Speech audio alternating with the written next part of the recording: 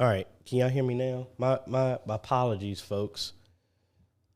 Everything was working, and then all of a sudden, now my audio was not working. My apology. All right, I can hear myself. My apologies, folks. I don't know. I have a video that Josh sent me, and I was gonna play it through my system, but now it was acting up. All right, so there's my phone looping back. Hey, folks, AJay the CEO here. Thank you so. And that's what I didn't update. I updated all my graphics except for that one. Hey, folks, AJay the CEO here. Thank you so much for joining. Oh Lord, yeah, you can tell we's back here in the building. Things is all over the place, but thank you so much for coming in and watching with me, folks. You know, we normally, when I'm not traveling, we have a Q&A on Friday where I come in and I'm here with y'all hour, 2 hours, and try and answer some questions for y'all to help ease the media ministry pain and tech pain that y'all may have. I like to let you know I don't know everything, but I try and share as much as I can with y'all. Everybody's saying much better. Okay, awesome. Thank you so much, folks. If I can't get to your question, please know that you can email me at questions@ajhomes.com. Give me 48 to 72 hours to respond. We have moved all of the ajhomes.com email over to Google. So I have very strict stuff on my email right now because I've been getting a whole lot of junk. So give me a little bit of time because right now they filter all my emails to make sure it's not some spam, and me and the team have to approve an email before it comes through. So just be on the lookout for that. I do have a couple of emails that people have sent me. I might try and address them on here. You just never know. Thank you so much, everybody, for coming in here. Let me holler at some folks. Parker Jennings, hello. Bishop Michael Nesby, hello. Mike, what's up? Mousy, hello. P. Brax 28, hey, good morning. Mike Dade, sorry if I pronounced your name wrong. Hello. Francisco, what's up? Mr. Jolie, hello. William Mitchell, hello. Lanny, hello. Lyle Kirk, hey, what's going on? Janelle, hello. Scott, hello. Tim Manak, hello. Dalen, hello. Who else we got? KCMI 89, hello. Brian Jones, hello. Adam, hey, what's up? Shane and Hannah, hello. Coach, what's going on? Streets of Destiny, hello. Niche, hello. Hey, folks. Again, thank you so much. I hope y'all enjoyed our last roundtable. We kind of went in. A lot of people contacted me and said, man, AJay, that was serious. Man, y'all should hear it when we're not live streaming. So it's not public, but got a lot of good stuff. If you haven't, you can go ahead and hit up, look up Facebook, Modern Media Ministry Made Easy. All you got to do is answer 3 simple questions, and you can come on board. And it's like Q&A every day with over 2,700 media ministries all over the world where we're coming together to share our knowledge to help everybody. What else am I forgetting? I did have an update as of last night for Patreon supporters and YouTube members. So we got a nice little video for that to be set up. What else am I forgetting? It's been so long since I did this. I did upgrade this graphic. So if you want to get in touch with me to do a Zoom consultation or any form of consultation, you can go to ajhomes.com/consultation. See, I got the new logo right there. Contact me for that. If you want me to do an on-site, you can schedule something there, but be on hold for that because we are, because of the uptick of stuff going on, we are very particular about that. We need to communicate with me or my admin D before we commit to doing anything like that. Just because of everything's going on, we need to have some stuff in place before we do an on-site. And if you're a YouTube member or a Patreon supporter, don't book anything yet because I haven't put out the discount codes for y'all. And that was mainly because the last 3 days since I got back, I have been working on my website because somebody hacked my website. and doing a redirect. I forgot what they called it, but when I went to the website, it went fine. Anybody else went to the website, it started throwing up ads in Japanese, and then it redirect the website to some bootleg website. So worked on that for about 2 days, and then finally broke down and paid the fee for my hosting company to monitor my stuff, because I guess my website has gotten big enough to where I need to do stuff like that. But anyway, enough of me blabbing. We got some memes from Josh, and I need to figure out how I'm going to do that so y'all can hear. I might just play it through here. But anyway, I know I'm rambling because I haven't done this in a minute. But make sure, folks, I really appreciate it if you hit that like, hit the subscribe button if you haven't, and hit that bell. That way you get notified when we come out with other videos to help modernize your media ministry. And what are we at? We're getting closer, folks, to our giveaway, the 50K giveaway. Go to grow.ajayhomes.com/50K giveaway to get entered. PTC Optics is going to be giving me a camera to give away to somebody, and a runner-up, I'm going to be giving an ATEM Mini Extreme. So really appreciate that. And where are we at the numbers? Last time I looked, we're at 46,100. So we're getting in close, but all right, enough of me blabbing. Let's fire away some questions, and let's see. I'm sorry, Mike. You said that it is 10:15 p.m. your time in Indonesia. So good night, sir. So I'm here, folks. I might, let me bring up my email, because I might answer some questions that I got from those as well too. And that's if Outlook wants to behave today, which it looks like it's not. Just gotta love technology. Oh, yay, Outlook finally opened. So let's have this over here. We're gonna go to my questions email, and we will address those. What else we got? My page changed real quick. William's first question is, you know what? I'm fooling myself. AJ, you can't read that screen. So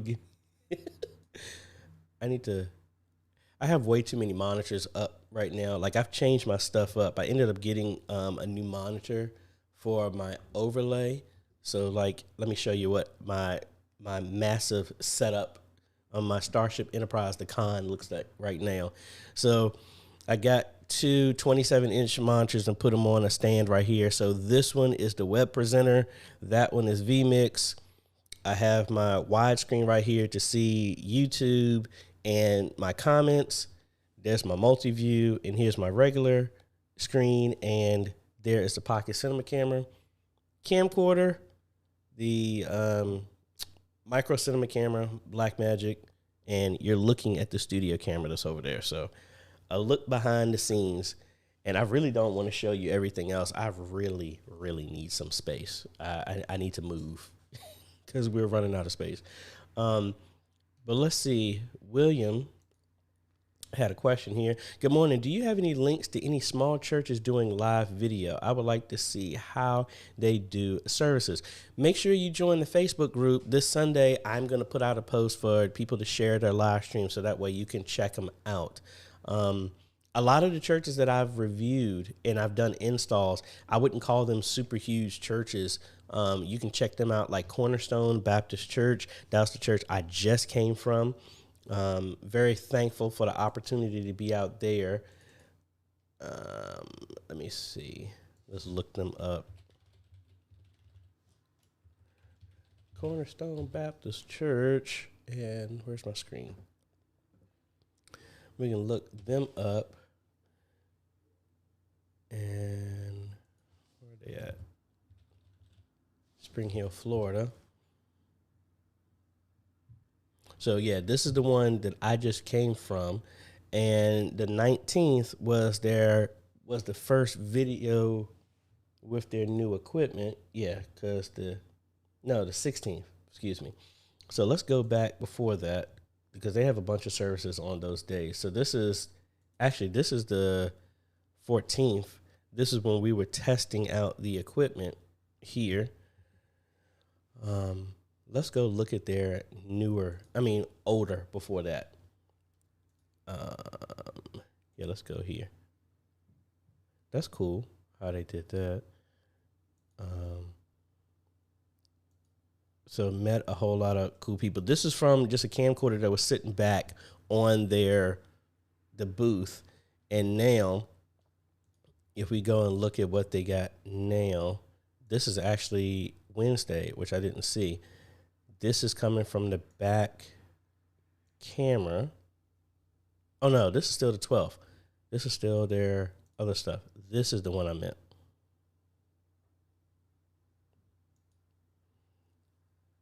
So a lot cleaner picture and stuff like that, but you can check them out. And I don't mean to babble too long on that, but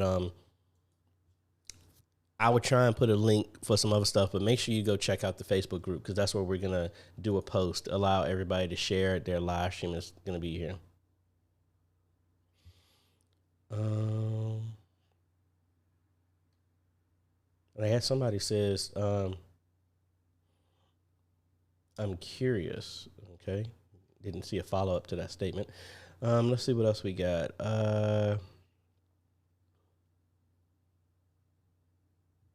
Mike wants to know, by the way, have you guys ever used Faith Life Proclaim? Yes, originally a couple of churches I've talked to have used that or are still using it. Another good option for presentation software. Did you have any specific question about that?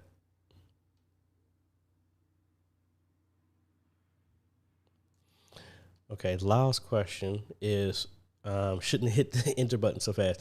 Could you plug a security camera setup with a DVR into a switcher, which has the ATEM Mini Pro? I mean, technically, if you have a like one of the security cameras that we have at our church, it has an HDMI out that goes to a TV. Technically, yes, it could plug into the switcher because it's just video. It should work that way. I use Unify Protect, and they have a device called a viewport. That's like a PoE type of little device, almost look kind of like a Roku that plugs into the back of the TV. Technically, that could work as well too, I guess. As long as you have a clean HDMI out, yes, it should work.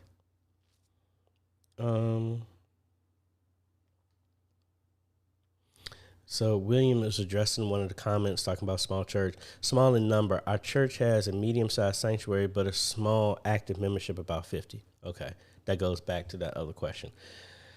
So I'm seeing everybody was saying no audio. Sounds good. Okay, cool.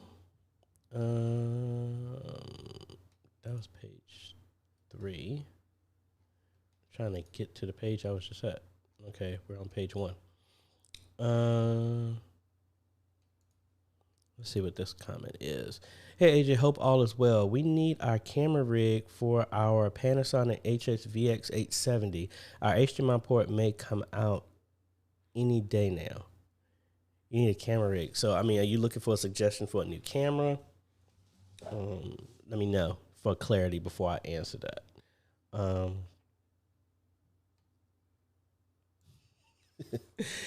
Yeah, folks. That's the good thing. Like, I don't hide the fact of the bleeps and bloops, what people say, because hey, we've all been here. So, yeah, we have it.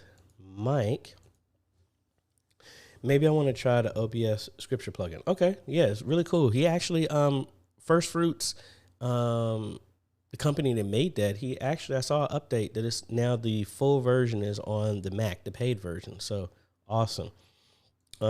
John, hey, good morning, AJ. May you have a blessed day. Thank you. If it works out with your schedule and ours when you're in Michigan, my wife and I would love to take you to lunch or dinner. Oh, well, thank you. I really appreciate it. I will let you know. I'm actually working on updating my website as well, too, so that the map is more prominent, so to show what I have going on and when and where I'm going to be. So if I go over here to the website, I don't want to log in. I want to just go here. So if we go over here and see, now my ads are showing up right. Yay. But if we come up here to about and my travel plans, why is this still showing up like in Japanese? That's getting on my nerves. And no, see this. Yeah, I still got some more work to do with that. So anyway, here's the map of the spots that I was at. So I just finished at Calvary Temple right here. So next week we're going to be at Zion Baptist. That's in Kings and Queens Court House, Virginia. Then we're going to be in New Birth. That's in Roanoke Rapids, North Carolina. Then Ashbury. We're going to, that's in Brandywine, Maryland. That's going to be the first week of February. That's what I have planned right now. Some other stuff, once I get it locked in, it will show up on this calendar where we'll be at, folks. So that way you know exactly where I'm going to be. And, you know, if it wasn't for this uptick and stuff like that, I'd love to have a meet and greet. But I want to keep y'all safe and keep me safe as well, too, with all the people I'm interacting with. So that's about it. Joe Lee has a question. Send. If you have sync problems with Restream, how do you correct them? I mean, what do you mean by sync issues with Restream? Like, by the time it hits Restream, is the audio and video is out of sync? Is it just delayed that you're seeing in Restream? Because it's just like with anything right now. I'm looking at YouTube over here on this screen, and it's out of sync because it's 15 seconds behind what I'm talking about right now. That's natural. But I need a sample of what you're talking about so I can help you with that. Chad Holmes didn't realize he sent me an email. He was like 30 minutes away from when I was down in Sanford. Is there a big difference between Streamlabs OBS and OBS? Well, Streamlabs got in trouble, so now I think Streamlabs has dropped OBS from their name. They built a lot of infrastructure on top of the open source version of OBS. So technically the bells and whistles essentials of OBS work exactly the same, but Streamlabs added some stuff on top of it. Like, I haven't used it in a while, but one issue that I didn't like with Streamlabs from a church standpoint is it sometimes asks you for a game. Because Streamlabs was really built for streamers and stuff like that originally. I don't know if they've changed that, but in concept, no. But OBS is like you're getting bare metal. So you have a lot more plugins and features that you can do. Streamlabs is a company that helps run some stuff. So fundamentally, no, it's not that big of a difference. Let's see. Rummage for Riches. Can I use an X-Touch or X-Touch Mini to control the volume controls on the A10 Mini Pro? I'm not 100% sure. The ATEMs allow you access to the API, the application program interface. So technically, you could write anything to get access to it. Does it have it natively built in? Unfortunately, I do not know about that.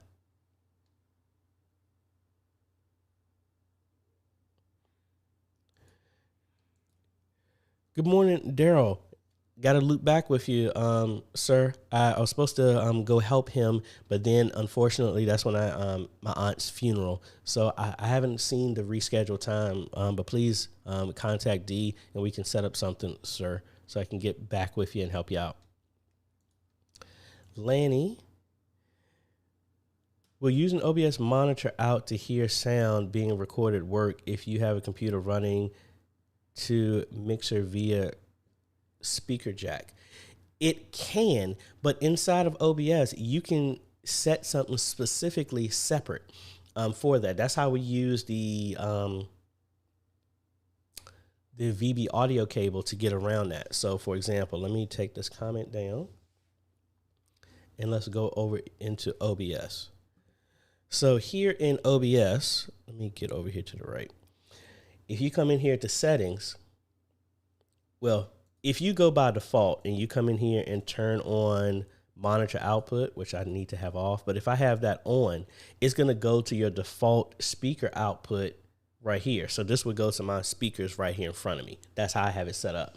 But if you go into settings and then you go to audio output, you can set a specific output. So if you have headphones plugged in, if you have speakers plugged in or anything else, you can set when I hear everything, it comes out. So for example, I have the same thing on my church's computer. My system speaker out is connected to the mixer. But if I wanted to hear something, I have it hooked up to, I think I have a USB type of additional interface, kind of like what I have right now is the Rode. It acts as something completely different. So I can send the audio to a completely different output so that you won't hear a doubling or an echo in your stream. So see what options you have there, or you can just get like a small, cheap USB interface to give yourself another input so that you can hear from that.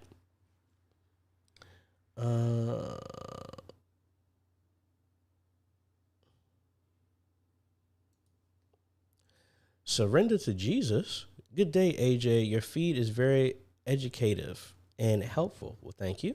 Please, is there any way to do a super source with the ATEM Television Studio?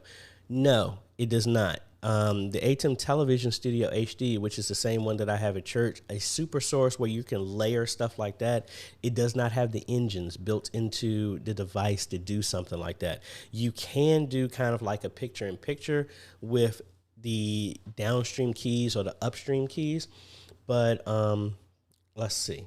Let me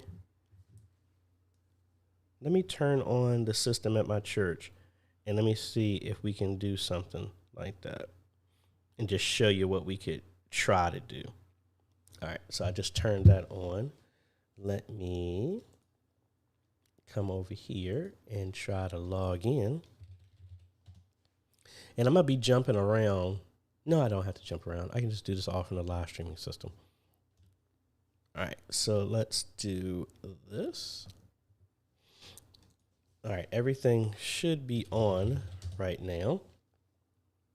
Got to make sure I turn it off. I was in Chicago and somebody didn't turn off our system, so that was fun. But thankfully with the TP-Link smart surge protectors, it was going to turn everything off anyway.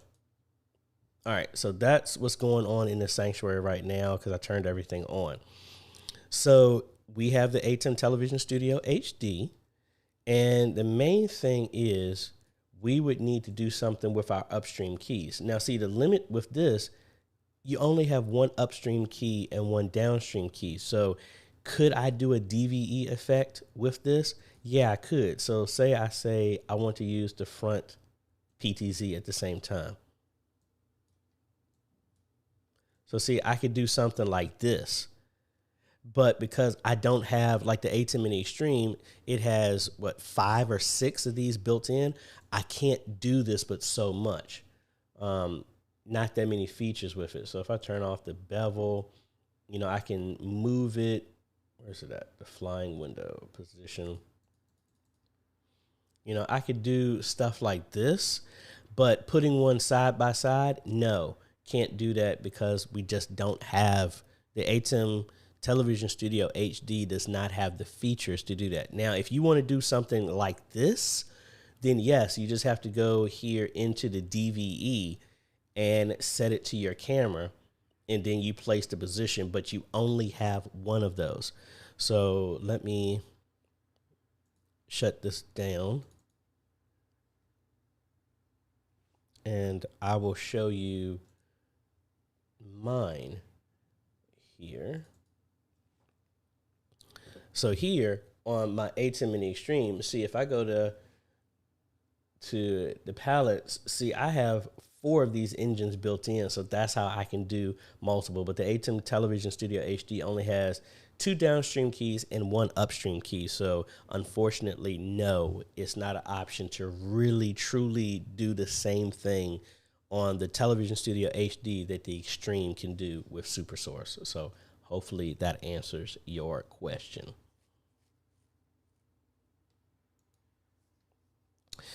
Jimmy wants to know, how often do you monitor your installs? I do it maybe like the very next week. And then when I'm at church, I normally remote in and check out everybody's live stream throughout the week. So maybe I do it at least 3 times a month just to check them out, just to see how things are going. And then I always follow back up with them 60 days later to see if they have any questions.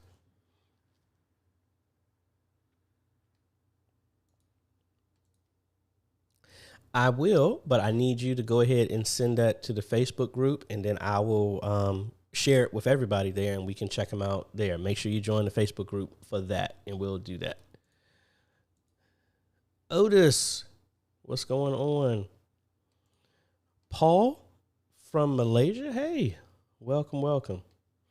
Back to Chad. We had issues over the weekend with Streamlabs OBS giving us a green video from our A10 Mini Pro. Video was clear on multi-view, and we changed out the USB-C cable. Yeah, that's strange. Most of the time I've ever seen when you get a green haze on your video, it's because, well, at least for me, when I've done that, is because the monitor that I'm trying to display does not like the resolution or mainly the frame rate that's coming out of the system. But for that to show, if you're sending video over USB, that's strange. I've never seen that like that. So I don't know on that one. Paul, we are all doing great. Niche, I hope this is clear. Looking for something that would stabilize the HDMI cable into the camcorder HDMI input. There's a couple of things. There are a couple of HDMI locks that you can put in place that will hold it in place. I have to look up that camera to see which one is doable. Yeah, because I mean, that's one of the issues with HDMI, and that's why I really like SDI, but I have not used it in a while.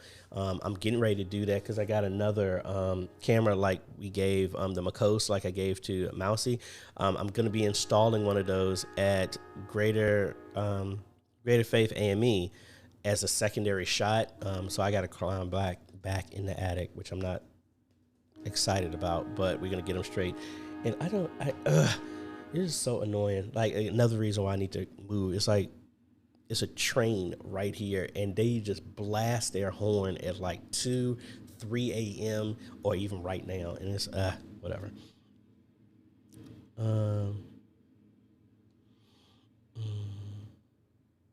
Let's see. Let's jump over to some other folk. Robert, I can't even remember if I answered your question. I think I did. Yeah, I was saying I need to look in the camera and see. And there goes YouTube talking about we're not receiving enough stuff, Comcast. Like I said, I need to get up out of here, folks, and get to a different place.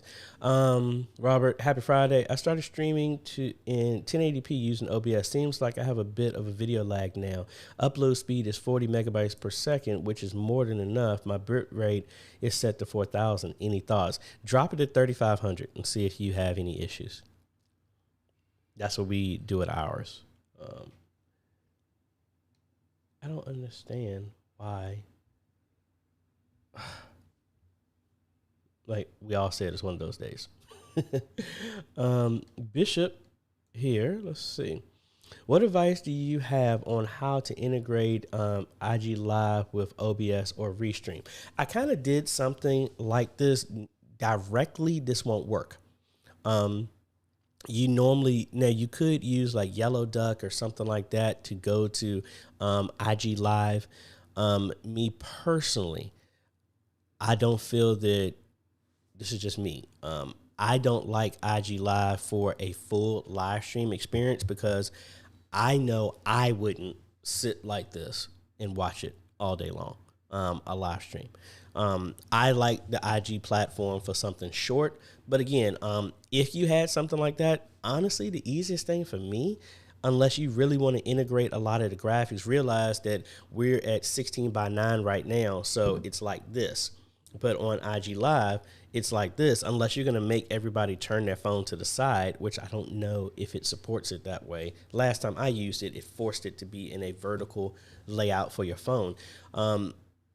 if you have graphics or lower thirds and stuff like that, it's not going to be formatted properly on the screen. So for me, if I really wanted to do something like that, this is where I would take a phone or a tablet and have it right beside my main camera or somewhere else to have it handling IG Live completely separately, not even using OBS in any way, shape, or form.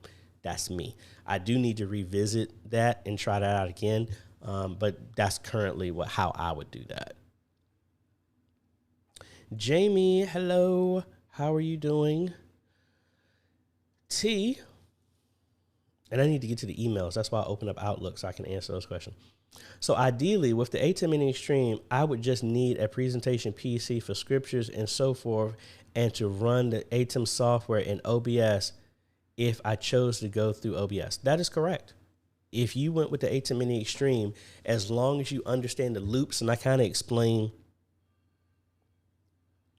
the loop that I have right now. Did I really mess the audio up because I just wasn't sending the audio through my ATEM?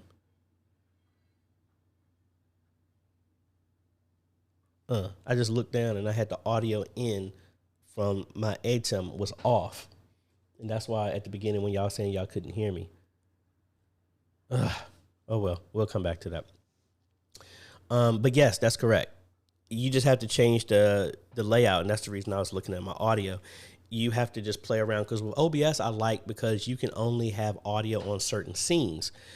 If, like right now, if I was playing a countdown with the ATEM, the logistics would be I need to either mute all the mics in the sanctuary and just have audio playing from the mixer that goes to the ATEM, or I can bring in audio into a different mic jack, turn that one on when I'm playing a countdown or something before service starts, and when it goes to service, I toggle back to the one with the mics.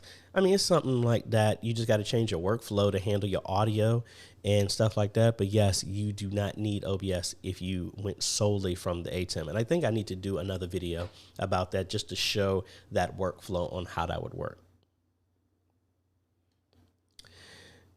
Joe would like to know, how do I turn on everything, which I realize I need to turn off.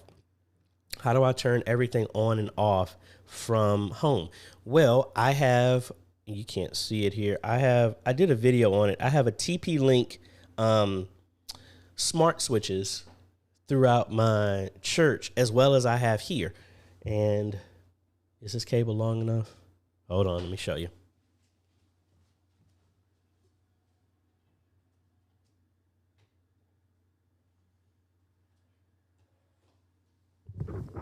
All right, I think this is long enough here.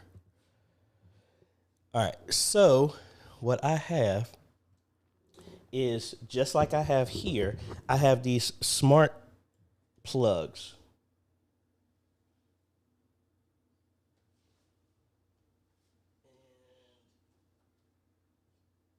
Right there. I have those, and they're Wi-Fi enabled.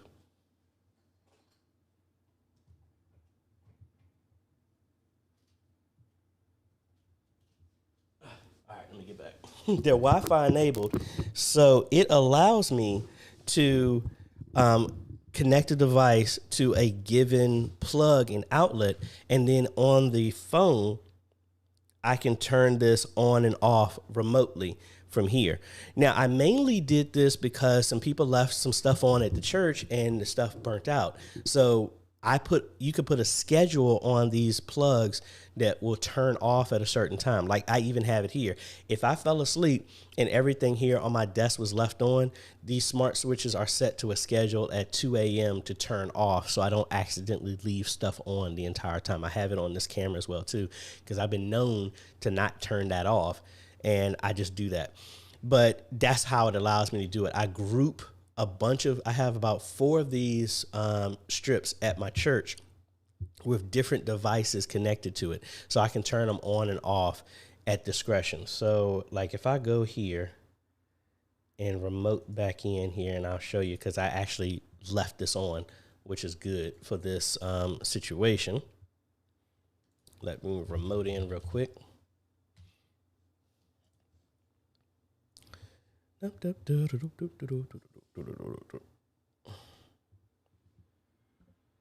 Oh, I hit the wrong button. All right. So if I remote back in, everything should still be on. So I'm going to go ahead and bring up the app, and our ATEM is still on. So if I go here, let's open up OBS. So you see everything is still on from where I left it. So let me turn that off first. I want that. So you can see everything is on. The ATEM is still on. So if I go here to my app and I'm going to turn off the outlet that's going to the ATEM. So if I hit this now on my phone, you see it turned off. The camera went away because the ATEM went off, and now the controller is off because I turned it off remotely. And I can do that with a bunch of the things that are there in the church. So I turned off everything. So, and that's how. But again, this is on schedule. It's on a schedule to turn everything on in the media. Did I just turn it on again? I don't know if I hit a button by mistake. No, I didn't. Yeah, so like I have this on a schedule as well too, so that if when we're ready to come to church, all of the equipment in the media booth is actually on before anybody gets there. I have it turned on at 8:59 on Sundays.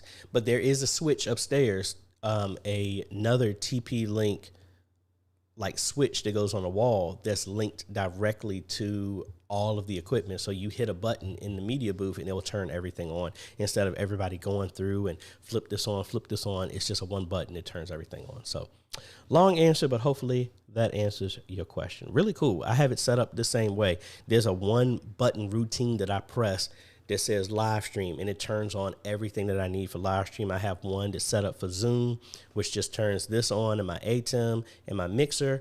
I have one that's set for recording, which turns on everything except for the web presenter.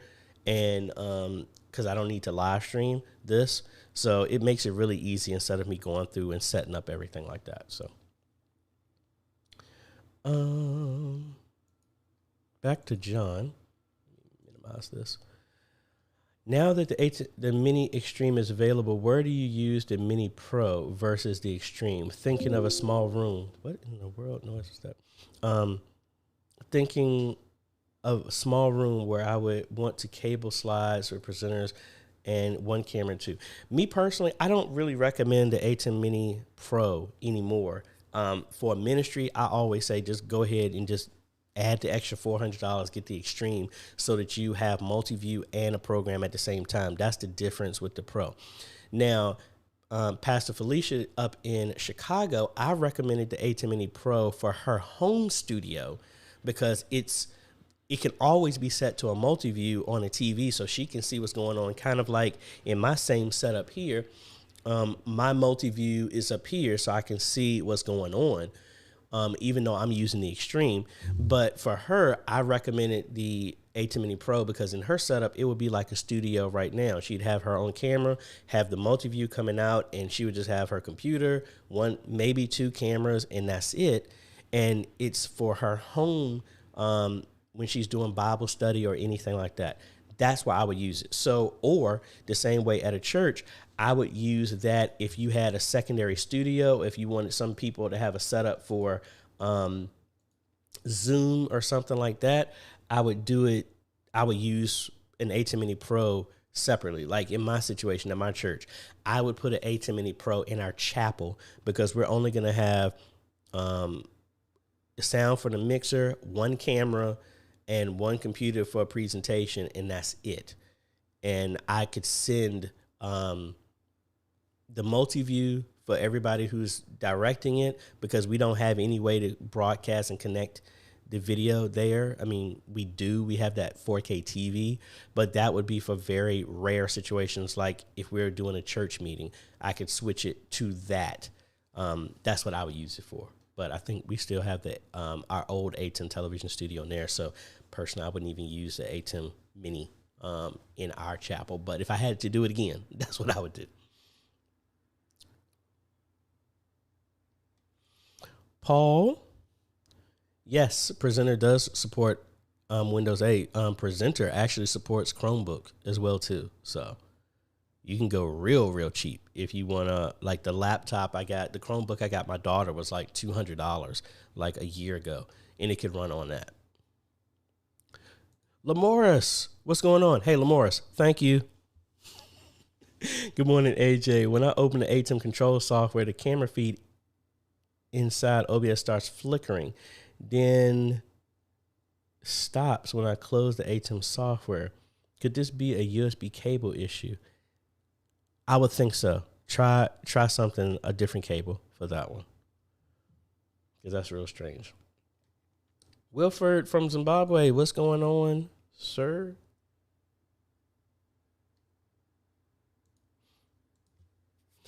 So Bishop, yes, I personally would think it would be good for shorts and reels, and then use that tool to point everybody back. So using the YouTube shorts, the reels, the shorts on Instagram, TikTok, whatever, use that short form format to be very impactful and drive people back to the full one, because a lot of people that, we talked about it before, the mind can take what the butt can withstand. Some people don't want to sit for a long period of time and get this, but with those different platforms that are specific to short form content, get an impactful moment. Somebody coming right out of the water from being baptized with some powerful music or something like that with scripture, a relevant point, a hard-hitting point inside of a sermon, an interaction in the streets with ministry outside the four walls, opportunities to show your character, which are short form. That's what I personally feel is very impactful for that, instead of just throwing long-form content on those type of platforms. J.K. Bonner.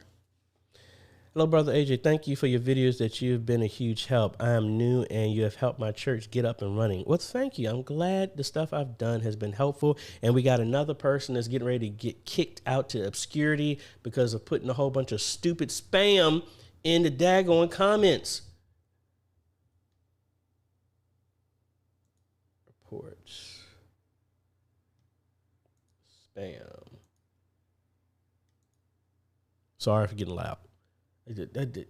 I just don't understand that. Like, what's the point of you putting a whole bunch of misspelled, stupid comments that you think somebody's going to just go to? I just don't understand that. Larry the Maestro. Church BA system hums loud when playing videos from the church computer. Grounding issue. Yes, that's exactly what it is. You can, I think like Chuck, who works in radio, kind of talked about this. It's kind of like a polarity type of thing, I believe is a term. I might be wrong. But from going from the computer there, I have the same issue at my church. I just have my computer muted anytime I'm not playing anything. You might look for an insulated cable. You could put like one of these hum destroyers that I've talked about before that I did at Epworth United Methodist to kind of get rid of that. It's a grounding issue that's coming from the system over the cable that you're doing going into your system.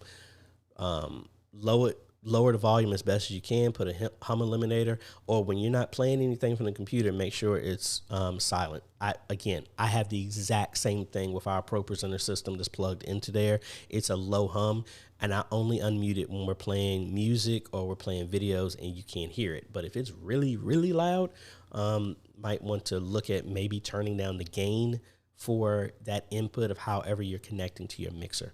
That should help.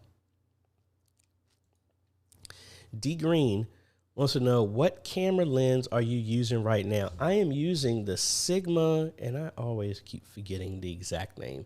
Give me 1 second, because it is in my description here, and I just don't remember it off the top of my head. Where's it at? My current gear. The camera I am using is the Blackmagic Pocket Cinema Camera 4K. And my lens right now is the Sigma 40-29-63 16 millimeter f-stop 1.4 DC DN contemporary lens. But I'm gonna put a link to my current gear right now, and I might need to upgrade some of this. But this is my current gear that I just put in the link in the comment in the chats, whatever it's called. Yeah, that thing. Irma wants to know, what remote software do I use? I use Chrome Remote Desktop, and it is completely free. And that goes back to your question, is the next question, Joe. That's Chrome Remote Desktop. I have that installed on each computer, which is linked to my Google account, and that's how I'm able to get to it. It's all the churches that I normally would install systems on, I put that on there. That way I can remotely get into it as well, too. Back to Bishop. Our church is currently using PowerPoint for our weekly inserts for our service, but I'm interested in using another platform to convert everything we use. What's your advice? Start off with Worship Extreme Presenter. That is easy, it's free, and it works pretty much close to how PowerPoint is. And it's not as powerful as Pro Presenter, but it gets you a good start. There's a bunch of other ones like OpenLP. I haven't used them in years. But again, I stick with Presenter because that's what I'm getting ready to use here to do some of the stuff that I use. And plus, I like it. It's free. As long as you have an internet connection, it's free.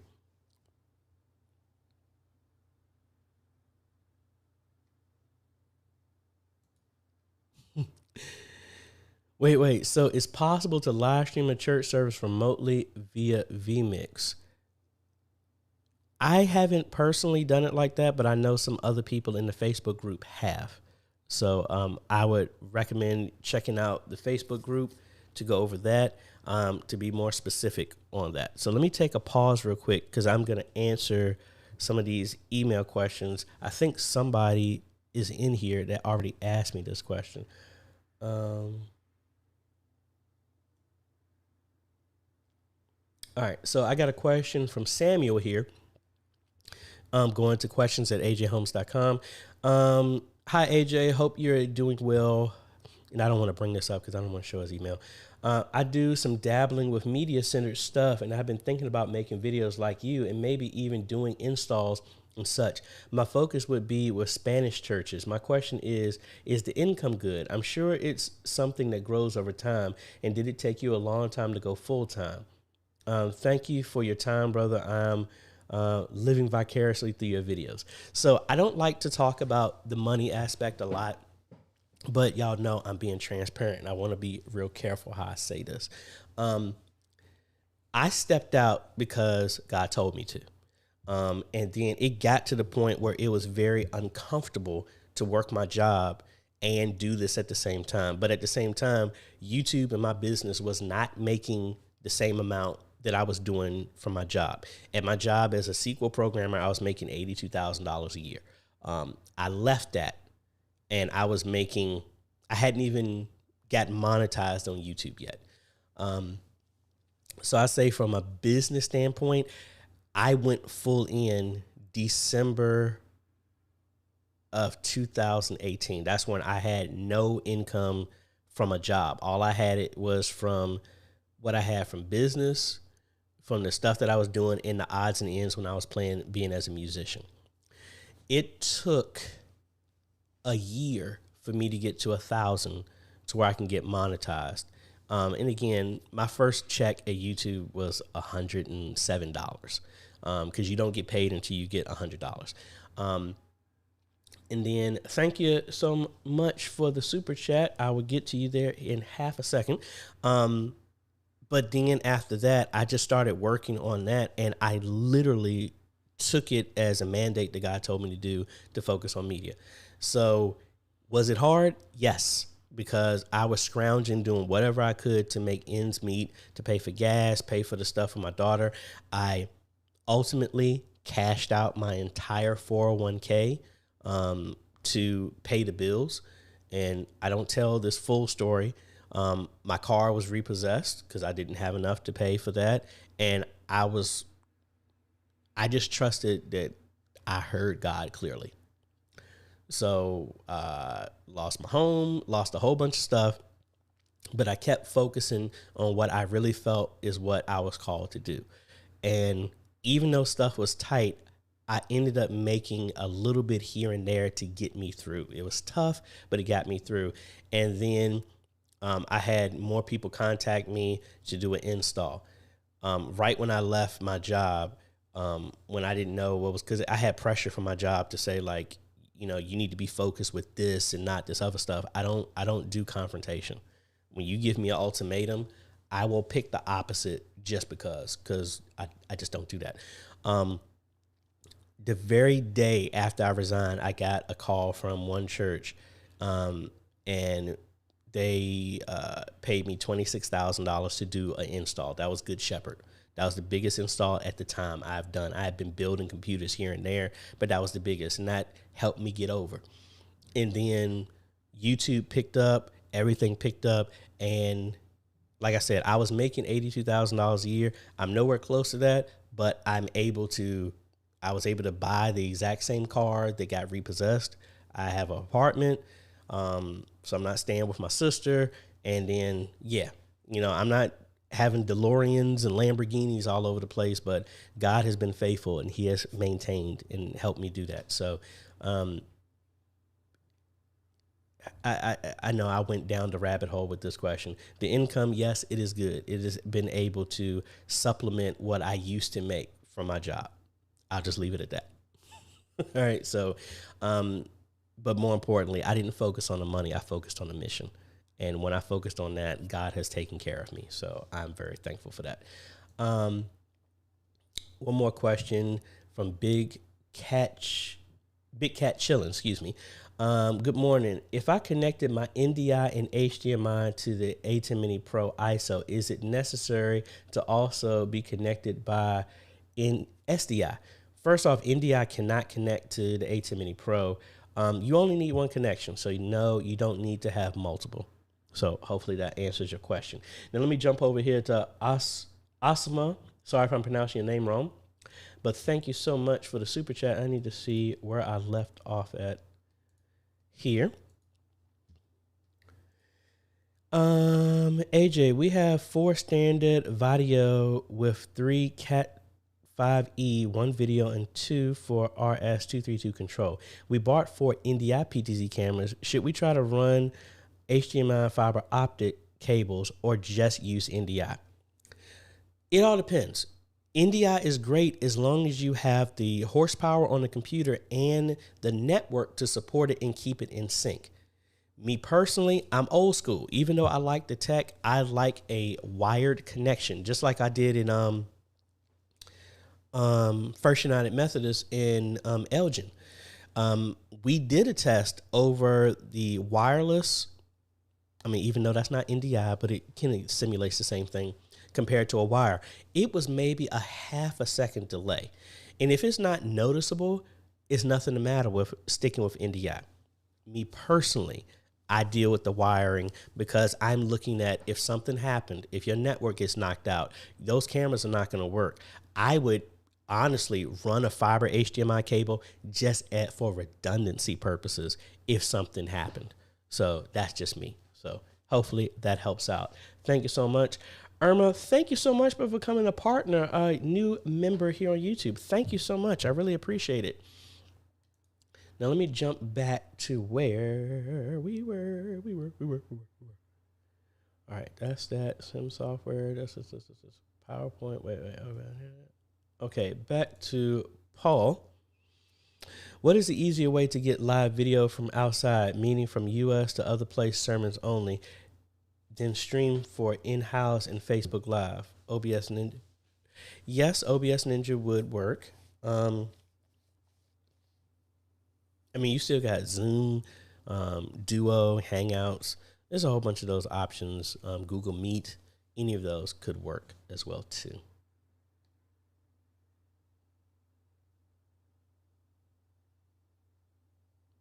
Okay, Antonio, it looks like your message got cut off.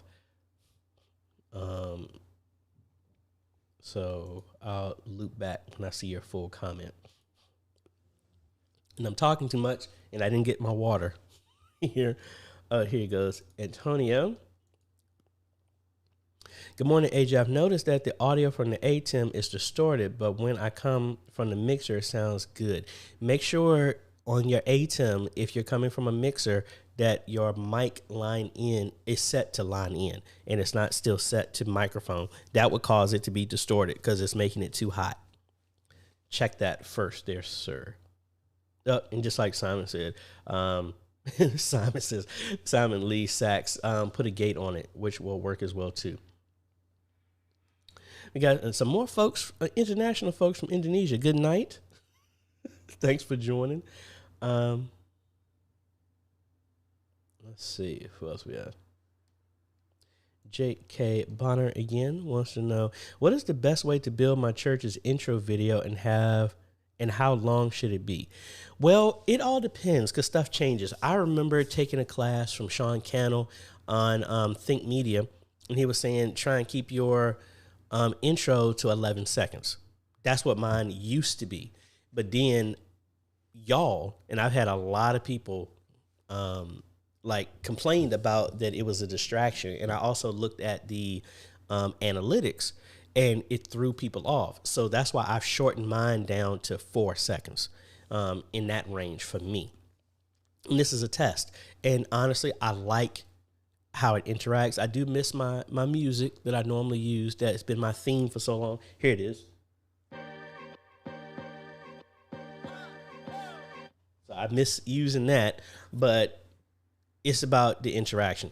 Now for videos, I personally would start with Canva, but I am a big fan of DaVinci Resolve.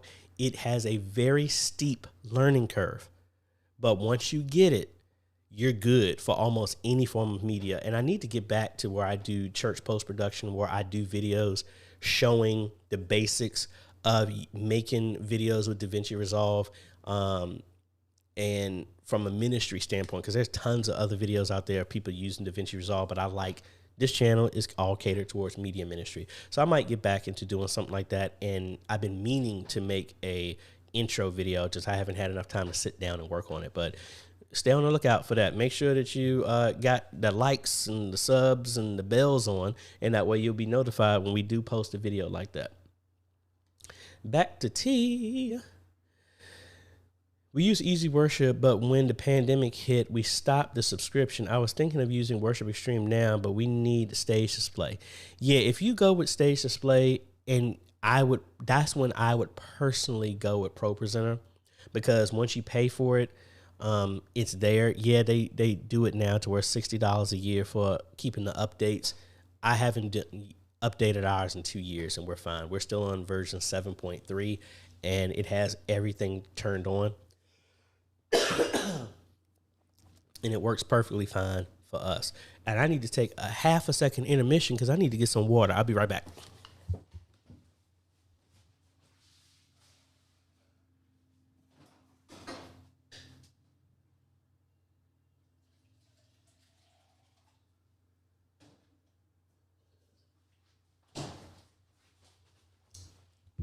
All righty, we're back. I had to get something to drink.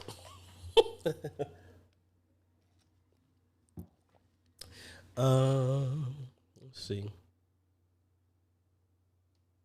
Yeah, and I didn't even see your next comment, T. You said the same thing. Overall, up front, Pro Presenter costs more, but after 2 years of keeping that subscription, you would have paid for it. So, yes.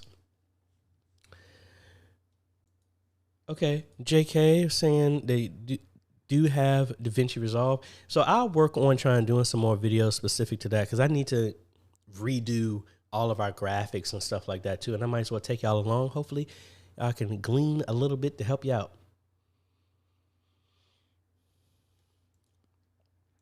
Pat wants to know, can you make adjustments via remote on audio if sound needs to? What do you mean? Are you talking about remotely to the mixer, to the live stream? Need some more details there, Pat, please.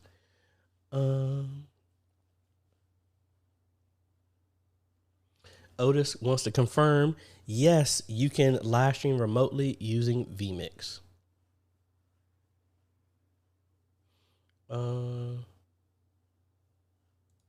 Bishop, thank you so much. Yes, he has. Yes, he has. Parker, does your Chrome remote desktop connection ever turn off automatically? Because mine does. My computer is not off. No, I have not noticed that. The only time I have noticed that is if somebody else is using the computer and they log in their Google account and they remove mine. That's the only time I've seen that. And that was like 5th Street. One of the kids that are, well, not the kids, one of the young adults that is running the media now, he set up remote Chrome desktop on those computers at the church, which kicked mine off because you can only have one account using it on the computer.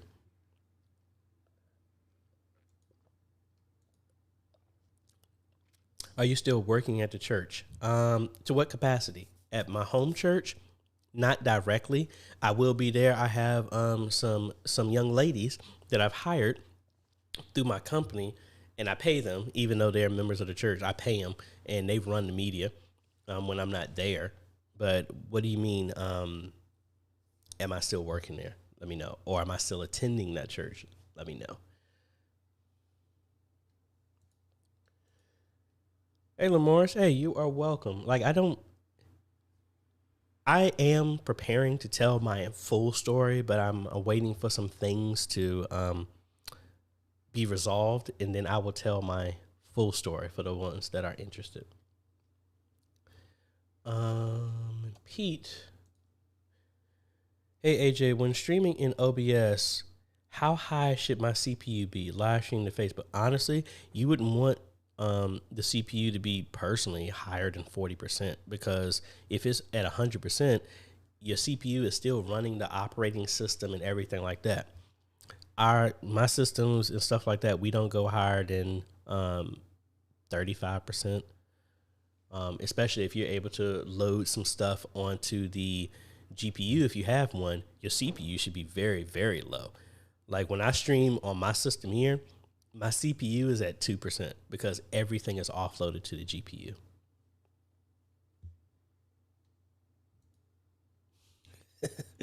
Thank you. Tosin from Nigeria. Hey, thank you for joining. Sorry if I pronounced your name wrong as well, too.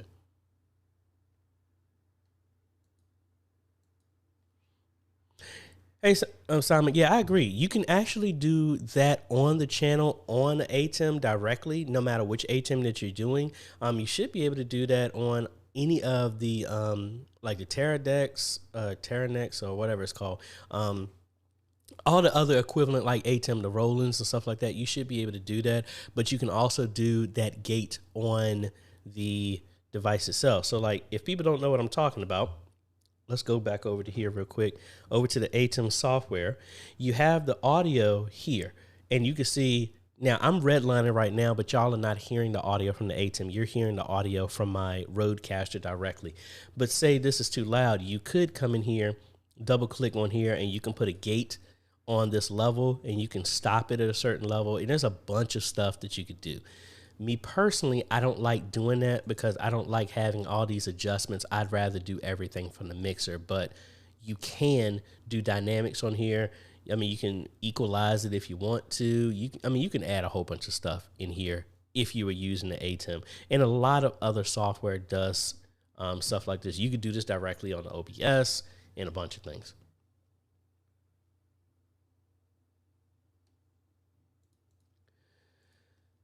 Tosin wants to know, while live streaming with OBS on Windows, how can I address encoding warnings that keep coming up? Your encoding warnings normally are because your settings are too high or your CPU or GPU cannot keep up with the task of encoding. What type of CPU, GPU are you using, and what is the video bit rate that you're using and the resolution? Are you 720p? Are you 1080p? Are you lower? And what's your bit rate? So like, for example, if I open up mine, and again, I'm on an RTX 2070 with a Ryzen 9 on this system, even though this isn't the system that I live stream on. The system I live stream on right now is a Ryzen 7 3700X, but originally it was a Ryzen 5 1500. That's at my church right now. But if we go over here to the system, and I go to settings, and we go to output. See, right now, why is it? Oh, yeah, because I moved over my AMD chip, because I was like, wait a minute, why is it saying that? So even with this system, I'm at 3500. That's what my rate is right now. And then for my video, I'm at 1080p for the canvas and output at 60 frames a second. And if I streamed with this, even at this rate, I mean, I'm not even touching the CPU. But those are the things that you need to be aware of when you're getting encoder issues. Encoder issues, again, are mainly because your hardware can't keep up with the task at hand, or it can't keep up with the settings that you have OBS to use right now.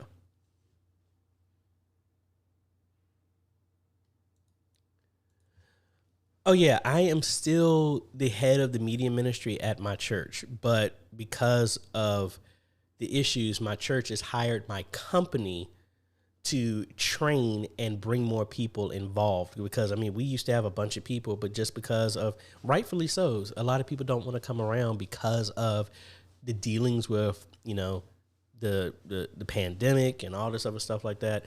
So I actually took that as an opportunity. They hired me to train other folks. And thankfully, I'm at a point where now I pay a lot of the kids that are in high school or college. I've trained them these skills, but then at the same time, I pay $25 an hour for them to do that. And I don't care where you work, you're not going to get that. So they come in, understand the importance of media. I'm training them with a different set of skill sets as well, too. And sometimes when I do football games and stuff like that, I'm able to bring them on to share those same skills. But I pay them, they come out of church serving, but at the same time, I compensate them, and that helps them with money while they're in school. So I'm thankful for that. But yes, I am still at that capacity. Steve, good morning. Thank you so much. Really, really appreciate that. Yes, folks, if you don't mind, please go ahead and hit that like button. I really appreciate it. And let me know, folks, for the members and YouTube members and Patreon supporters, I am going to be starting a private Q&A just for them as well. Once we get to our point, we have a $1,000 a month goal for YouTube and Patreon supporters combined. We're halfway there. When we do that, I'm going to give out and put a poll to pick some type of equipment and randomly pick any of the members or Patreon supporters and bless their ministry with it. Right now, I'm thinking maybe an ATEM Mini Extreme, but I'm going to put the vote out, and we have $1,000 range to go ahead and bless the ministry, whether that's a PTZ camera and a remote control, whatever. I use my Patreon and the member funds to give ways to bless other ministries. So I'm transparent. That's not going to my Save the Tesla fund, Tesla Model Y fund. I have that separately from what I'm doing with my business, but all of the proceeds that come in from Patreon and YouTube members loops back to y'all. And let me address the elephant in the room, folks. Those folks who have pre-ordered my second book, it is still coming. I got in trouble because I made a gaffe on Kindle. So I had some time to have to go by to exhaust for me to re-upload everything.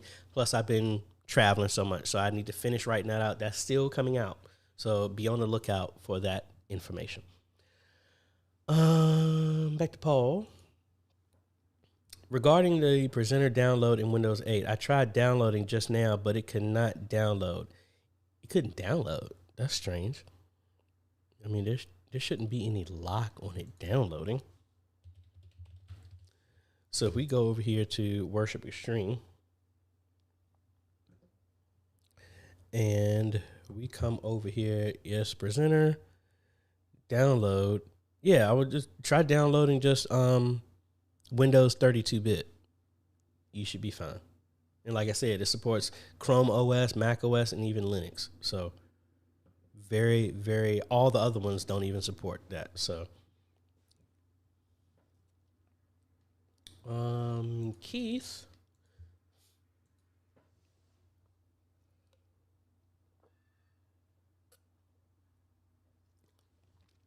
Just did a replay last night and noticed CPU percentage no higher than 19%, but had encoding overload.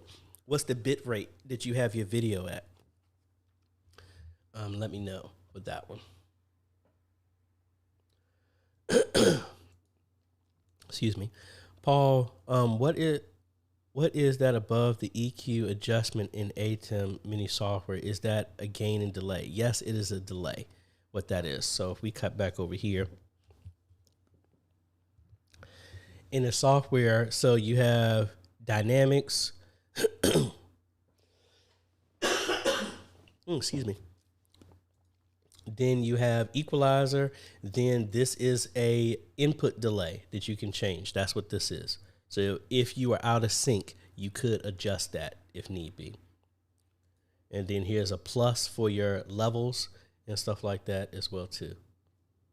I mean, for the input, stuff like that. That's your gain. Sorry.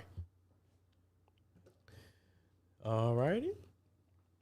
Let's see what else we got here. St. Paul, man, Pastor Allen. I believe it's Pastor Allen. If it's not, my apologies. I think that is because it looks like that. We have a video in Presenter that we tried to play on our stream using the ATEM, but weren't able to get the sound across. Any idea? Two ways. If your computer is not connected to your board, that's the easiest way. Have the audio from your computer going into your mixer, so that way when you're playing a video, everybody in the house can hear it, and then that audio is going to be filtered back to your ATEM anyway because of your connection. If you're not, similar to like what I was getting ready to do originally, is I would just turn on the audio for the channel of my ATEM, and then that's the way you can hear the audio. But if you're in house and you're playing video, you need everybody to hear it in the house as well as the live stream. Well, that's one chance. That would be the way. Run audio from the computer into a dedicated channel on your mixer. And then that way you don't have to touch and route any buttons or nothing like that if it's going to your ATEM.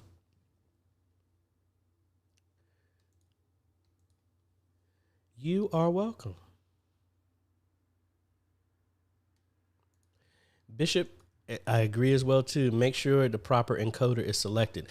Just realize, let me go back to that just for those who don't understand that question, and I shouldn't have closed OBS. All right, so if we go back over here to OBS and we go to our settings and we go to output, you have different encoders. Right now, I have two. Software X264 is you using your CPU to handle the processing and the encoding. That is not a bad option if you have more than 4 cores, because the computer, OBS, can use one of those cores, but then your operating system is still using the other one.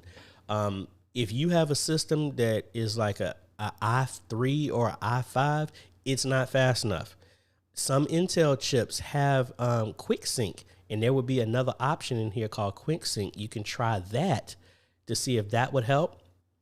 I don't have either one. I have an AMD processor in here, which would use software, but then I also have currently an AMD GPU. So that's why I have it to this. So all of the encoding is going through my graphics card, because live streaming is intense, but it's nowhere as intense as playing a video game. So the GPU is more than enough to handle live streaming. So if you have a desktop, and I know GPUs are kind of out of control in price, but honestly, at our church, we were using a 750, a GTX 750 that at the time we got used, and it was still rocking like no other. I actually donated that to Gates of Faith Ministries in their system because I upgraded the CPU at our church, which is fast enough to do the live stream. And with that being said, let me see. I need to keep my windows open so that I can do the stuff. And I might as well keep the remote session open. Let me go back to my church's live streaming system again. And let me show you the specs on this. We're actually supposed to be building another system here pretty soon. 2 systems, actually.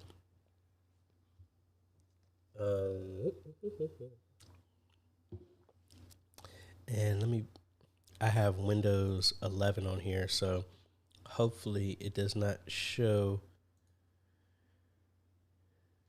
certain information.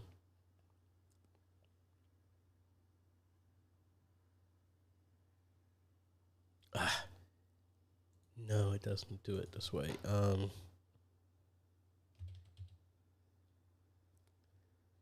Okay, I can use CPU Z and show you the specs on this. I don't want to show all the codes and stuff like that from my for Windows. And this is really small, so I don't know if y'all can be able to see this or not. But right now, this is the live streaming system. We are using a Ryzen 5 1600 with 16 gigs of memory. And the graphics card is a GT 730, which has no acceleration at all on it. It is just for a monitor output display. So if I go here to our stuff one more time, and I go to our settings in here, see, our output is set at 5,000. I thought it was 3,500, but we're doing nothing but software because that's the only option we have. And our system, because of the processor, excuse me, is more than fast enough to handle the task. So it all depends. So just like you said, you got to be mindful of the encoder. Pick the best one that works. If you have multiple options, try them out because you never know. The other one might give you better performance or it might not. So it's good to always know.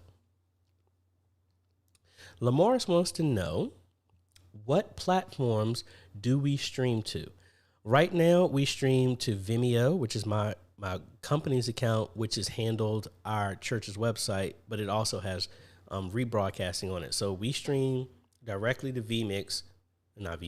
directly to Vimeo. Vimeo rebroadcasts to Facebook, YouTube, and Twitch. That's where we go right now.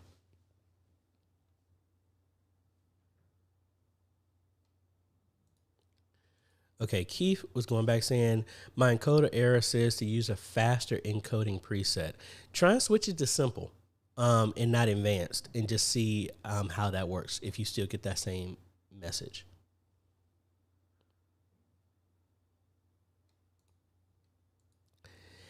Yes, it was a long time coming, and I'm thankful for it. But yeah, very interesting.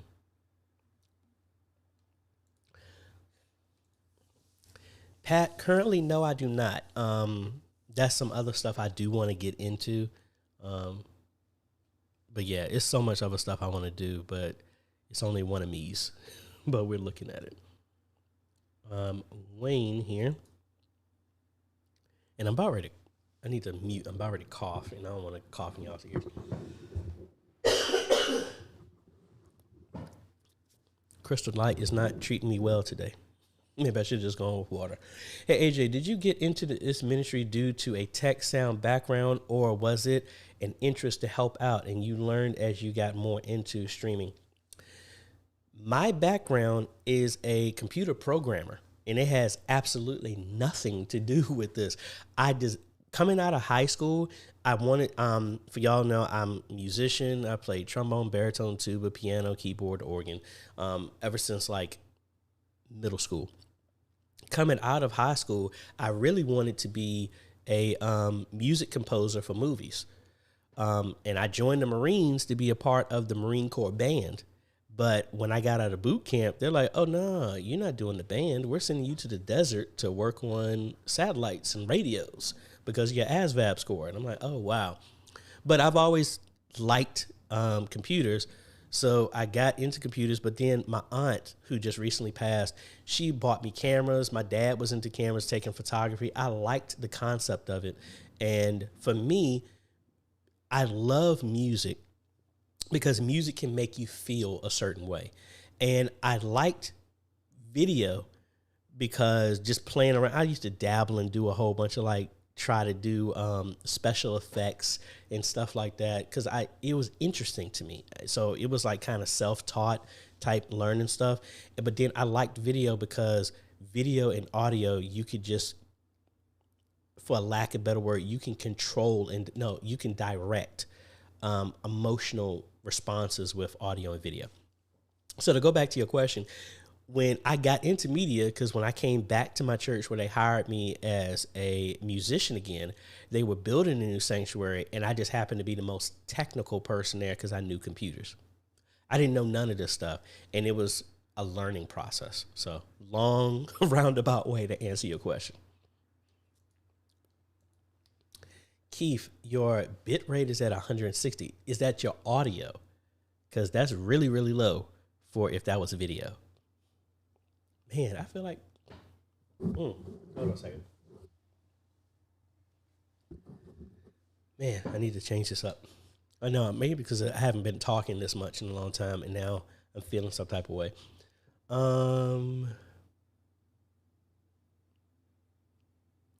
JK,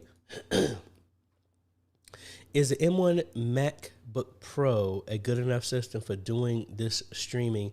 I'm running OBS and Logic Pro at the same time and want to also run ProPresenter. That might be a bit much to do all on one system. I have an M1 Mac Mini that works great. It's the bare bones base lowest level of it, because I needed a Mac to help all y'all out that asked me to do more tutorials on the Mac, which I need to do more of. So my apologies. I think that's a bit much to have it. Like, if I was going to use one, I would just, no matter what it is, I don't care what the system is. Like, when I build a streaming system, I don't want it to do anything else except for just streaming. So that's just me. Could it be fast enough to do all of those? Yes. I personally wouldn't run them all at the same time, but I think it is fast enough to do it.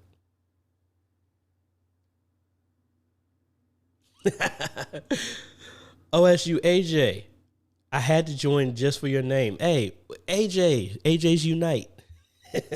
Thanks for joining. Back to Paul.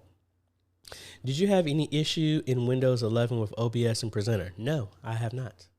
I've been using Windows 11 on my systems for maybe around like 4 months now. And at church, they've been running for at least 3 months now without any issue.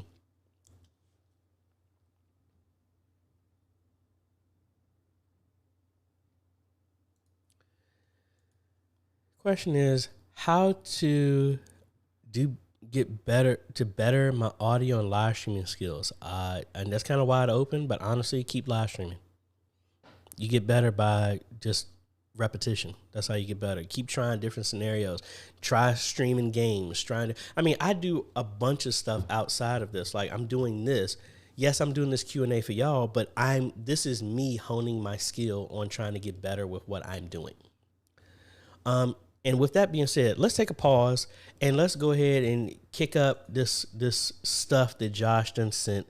Let's see. We haven't done Josh's memes in a while, so let's go ahead and kick over to that.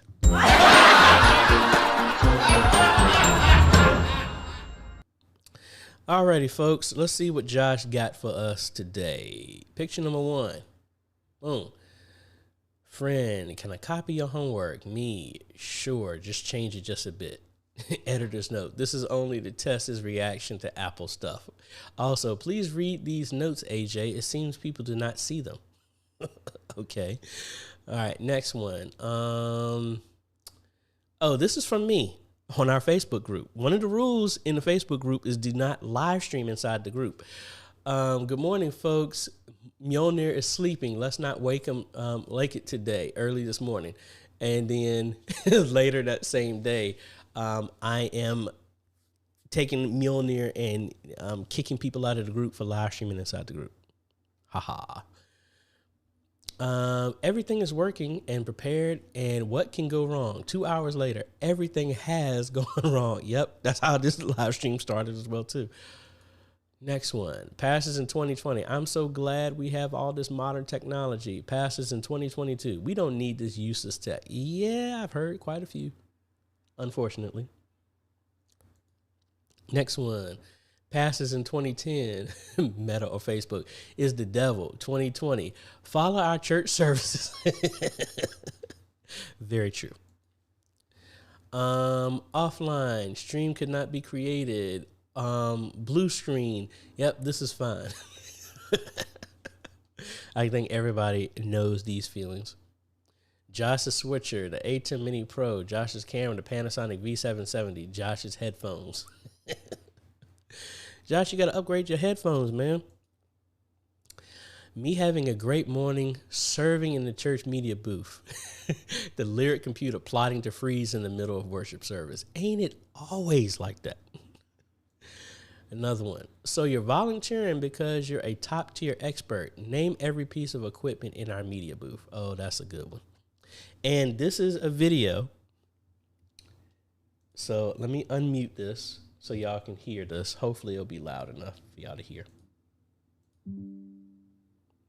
All right, maybe I can turn the mic around just in case so y'all can hear it as well too.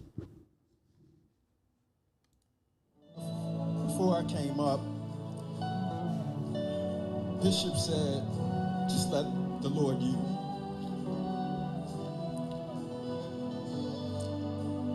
And the only thing I can think of is, I don't care about a mic. I don't care about a camera. I appreciate the brothers. But when God saved my soul, there was no mic. There were no cameras. There was no YouTube. So I don't care if the mics go off.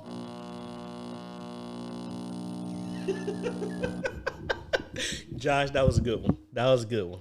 That was a good one. So, yeah, I don't care about blood. Good one, Josh. Thank you so much for that one, for some laughs. So again, folks, I really appreciate it. If you like what we're doing when we do these Q&As, make sure you hit the like button, hit the subscribe, hit that bell. That way you get notified when we come out with other videos, because guess what? This is really important. You hear a lot of people say this.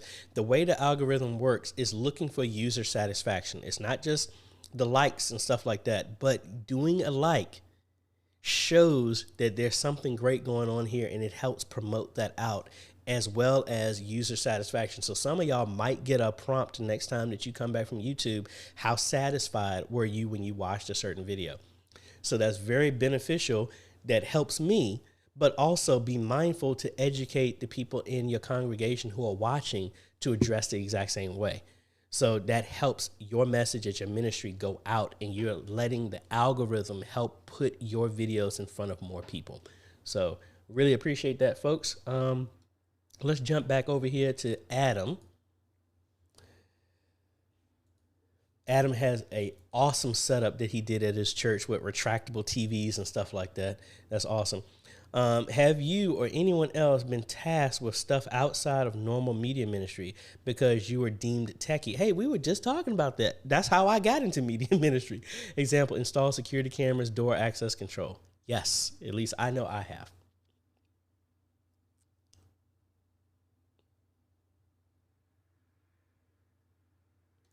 Pat was saying, your story sounds like mine now that you said that. Anthony, what is going on, man? Anthony used to be the #1 person, the first person to always stream, but man, he doing some big things, man. Proud of you there, Anthony. My cousin Derek, what's going on? Hey, what is up? Derek wants to know, what is the best SSD to use? Sorry for the big thumb hitting sin. No problem. This is the SSD that I like. Now, are you talking about SSD for your ATEM or SSD for your computer in general? For the ATEM, I like these SanDisk 1 terabyte. That's what I use. And most of the time when I do an install with ministries that have the ATEM and they request for recording, this is the one that I give them. This is a SanDisk Extreme Portable SSD. I have 2 of these. I have a 500 and I have a 1 terabyte, because here is mine right here. So I use the same thing that I talked to y'all about, and I actually ordered an extra one by mistake for an install that I have coming up. But now, if you're talking about SSDs to go inside your computer, I love the Samsungs, the 970s. That's what I have. I have the NVMe version on my computer. I have 2 of them, 2 1 terabytes. And then I also have another 1 terabyte for my cache drive for when I'm editing. But let me know, which one are you talking about? Mahesh, we got a lot of international people here today. Thank you so much for joining. Yeah, sorry, did give you the audio bit rate, but I'm at 4,000. Try and drop it to 3,000 and just see if you still get that. But right above that, you have an encoder type. And I keep saying not to close OBS, but I keep closing it. But give me a second and I'll show you what I'm talking about here. So here, if you go to settings If you go to output, you have simple. If you go to advanced, you can do a whole lot more stuff in here. I would try switch it just to simple and just see if you're getting that. If you don't, then this is where you really got to start playing around with, dialing this stuff in. And they do have some presets here. Me personally, I keep mine on simple and I have it like this, but let me know. Try something like that to see if you're still getting that same error. It makes me think that you have advanced on if it's saying pick a different preset. Monty, what is going on, sir? I mess with you and Francisco. How is the sleep with daddy duties going on with y'all?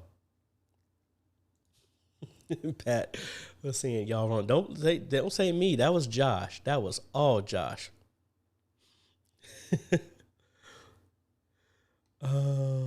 Everybody's enjoying that one, Josh. So A+ for that.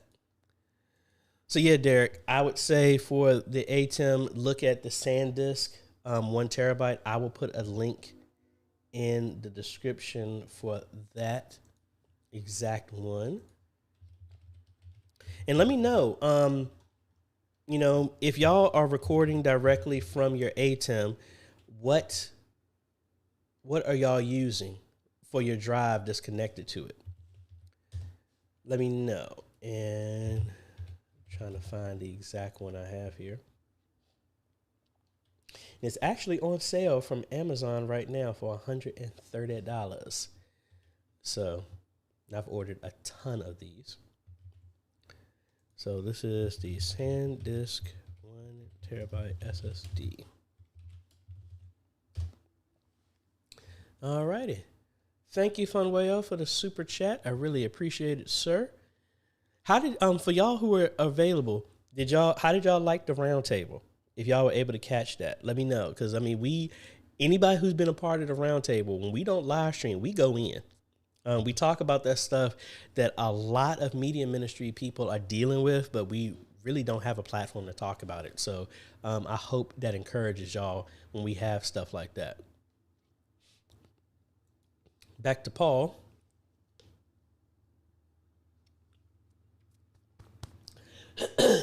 What would you recommend for an analog mixer for user-friendly for volunteers, but our pastor does not want a Yamaha? Well, how many channels do you need? Give me that one, and then I can point you in a direction. So again, thank you, sir. Keep instructing, encouraging, and challenging AJay the media ministry. Thank you, sir. Really, really, really appreciate that. Let's see. What else we got going on?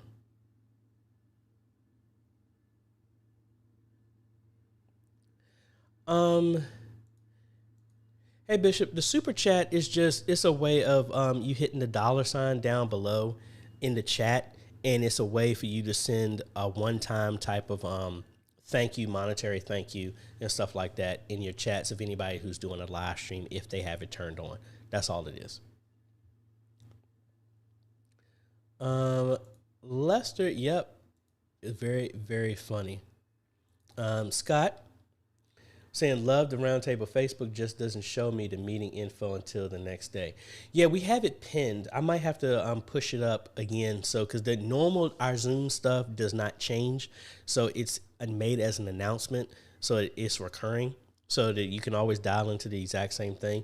But we'll try and tag it up again and see. And again, I like to bring up the roundtables because, again, the roundtable started with me and Jaleel talking. And Jaleel is doing some outstanding stuff right now, doing some Photoshop and stuff like that at his home ministry, as well as he's branched out to all other states, which I'm so proud of.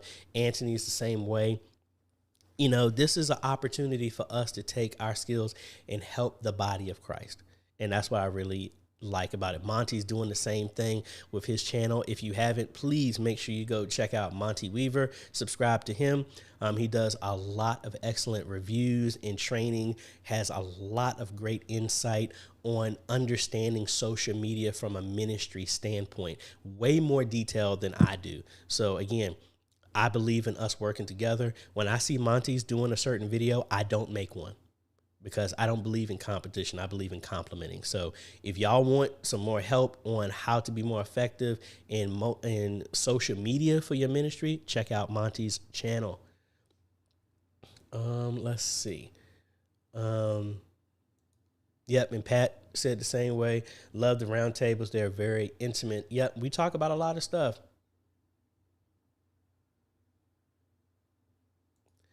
Back to my cousin Derek.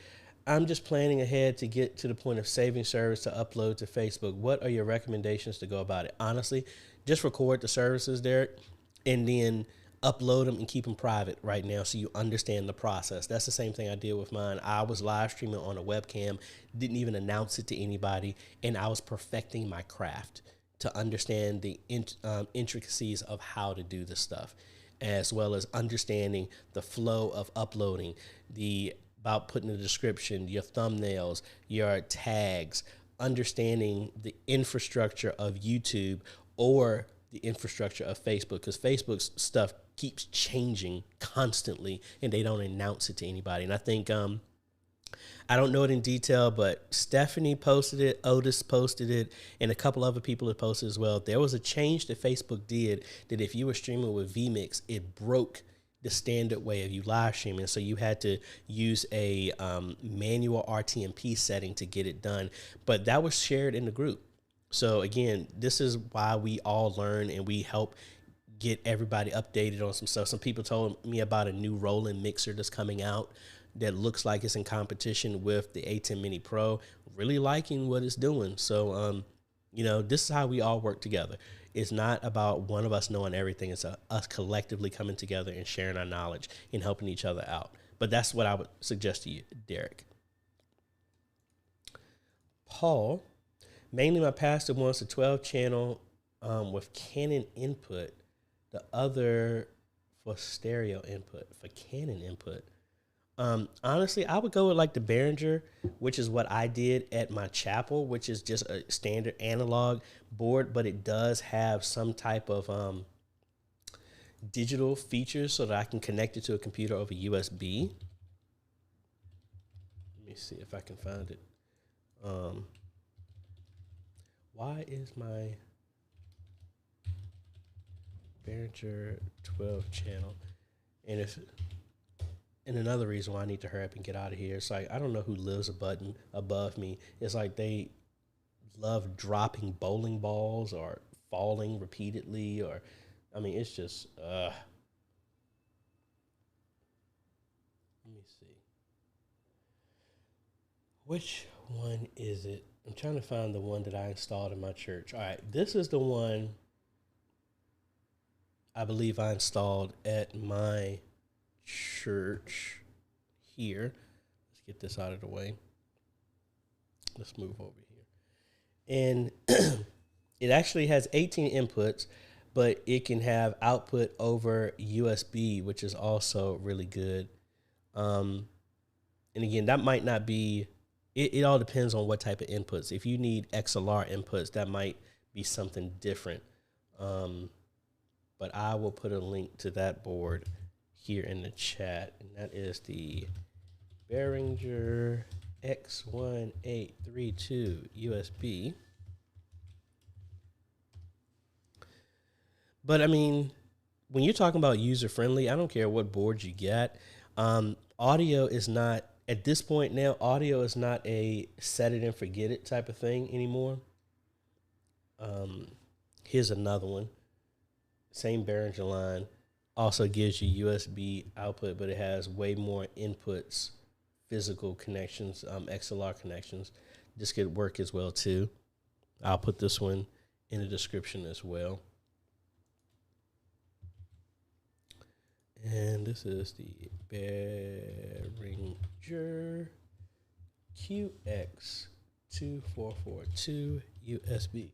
And I realized I got to be mindful. I actually have to go to an appointment at 2:00, which I just forgot about. And going back over to Spring Creek to help them with something on their computer. I think their NDI stuff got knocked out. That's the reason why I don't like the NDI standpoint. It works great, but to understand setting it up is one of those things that if it breaks and the average person doesn't know it, it's going to throw some people off.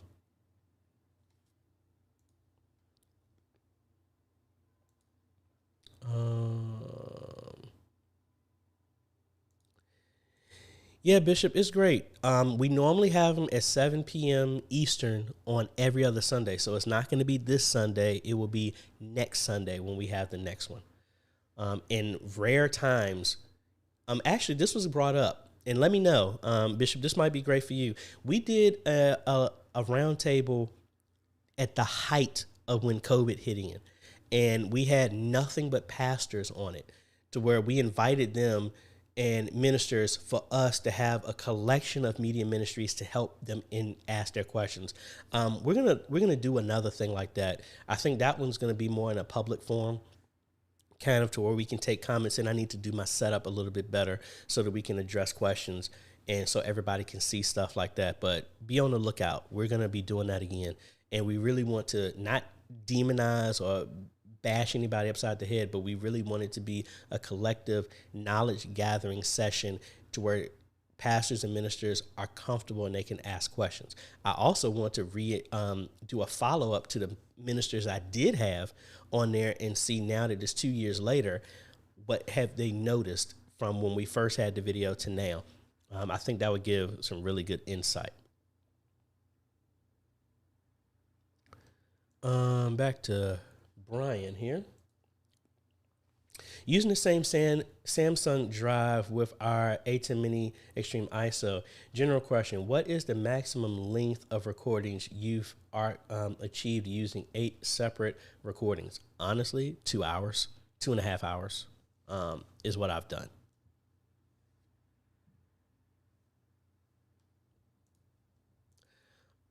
Thank you, sir. Really appreciate it. Going to be heading out here in a little bit. Bishop, yes, I have to agree. Not from my standpoint, but yes. But thank you so much. Really, really appreciate that. Emmanuel wants to know what's the model. Let me look that up. And thankfully, it's saved in my history. So it is the Aerocast. And looks really, really cool. So you can, I don't know if I think it's using its own proprietary stuff. It's this main console, but then you hook it up to a tablet, and then you can use phones as cameras. Now, I mean, you need a lot of stuff to go with that. Because all the cameras, I guess you can use your own phone, and it's an app that you download to make it work. I would love to see how this works with latency. It looks like your mic's plugged directly into this, and you have some headphones. I'm wondering, and this, I guess, is a screen. And I'm wondering, I don't know which is handling the encoding. I'd love to get my hands on something like this and test this out. And I think this will make it easy with your phones. But again, I wouldn't use this in a church service, me personally. I wouldn't. Just because it doesn't give you the control to make adjustments on your camera. And I'm wondering, is there any other camera that you can interface with this, or is it only phones and stuff like that? Phones and tablets. Because if you want to have control, video input, the camera you need is in your pocket. You don't always need expensive DSLRs and camcorders for everyday production. With the Aircast, you can take full advantage of amazing cameras in your latest phones. So having the control of zooming in. Now, if you put it on like a gimbal, that's cool.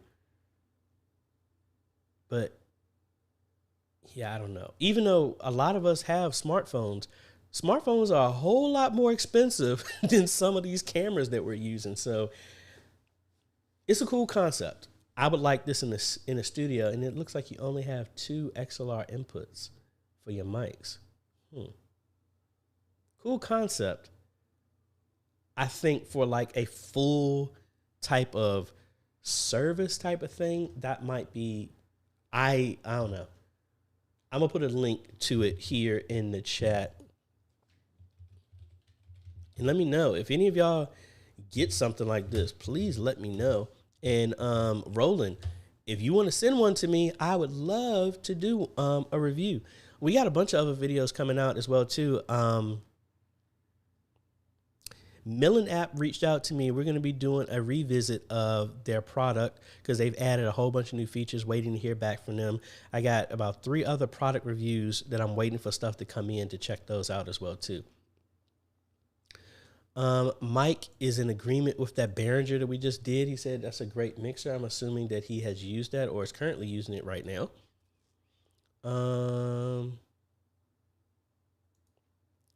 Back to Wayne. Just wanted to say that due to a limited budget in our media ministry, using NDI with our vMix has provided multiple camera and display captures to help with our production. And that's awesome.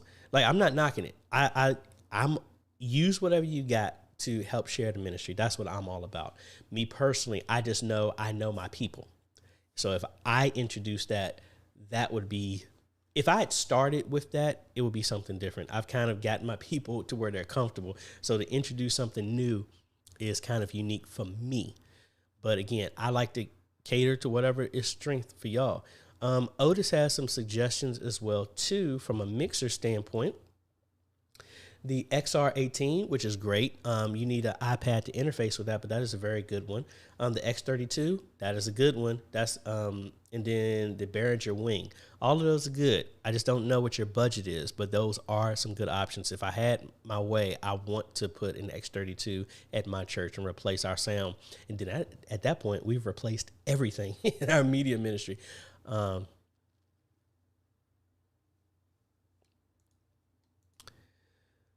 sure. I will make an announcement the next time we have one. But I'm saying right now, the next regular roundtable is going to be next Sunday at 7 p.m. Eastern. Because I won't be traveling, so I'll be able to do that. Well, even though we did one the other time, I was in my hotel room.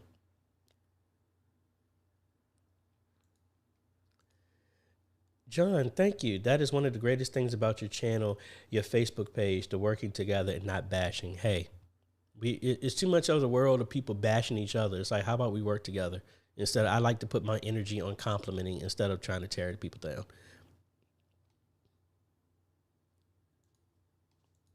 Lester, is there a way to set up PTZ as a mobile unit to do different events without Ethernet? Currently, I am not aware of a PTZ that has Wi-Fi enabled that type of way. So I am not aware of something. But somebody else may be.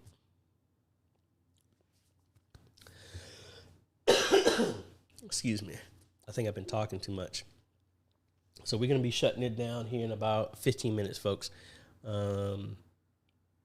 Carol would like to know, hi, AJ, what's the best way to program the gain for new mics for the best sound? Well, that's kind of subjective, and it all depends because your gain in a microphone is all dependent on how far away somebody is. So like these mics, these pod mics, the Rode pod mics, I can't be that far away from them. I'm up on them. And I know some people have sent me some comments. They're like, AJ, is there a way that you don't include your mic in the shot? In my current setup, no, I can't do that. Unfortunately. I mean, I could mount it on the desk right here in front of me, but then I think that would be uncomfortable.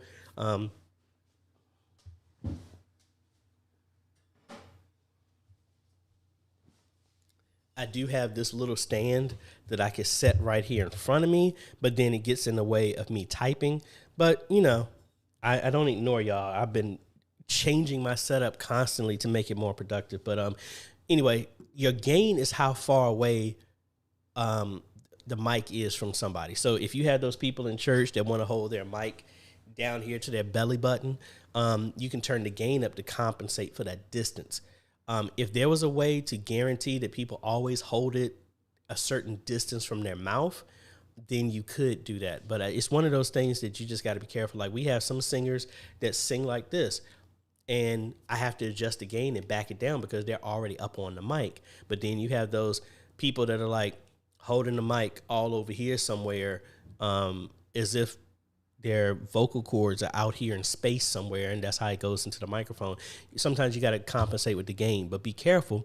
If you change the gain too much, then you are increasing the envelope of how the mic is going to be picking up. And if you're too close to a speaker, then you hear that whoa, and that thing that goes crazy and you have a feedback. So It's just one of those things. If you can educate everybody on the importance of how they hold the mic, then it can get you close to being able to dial in the gain that you don't have to adjust it that much.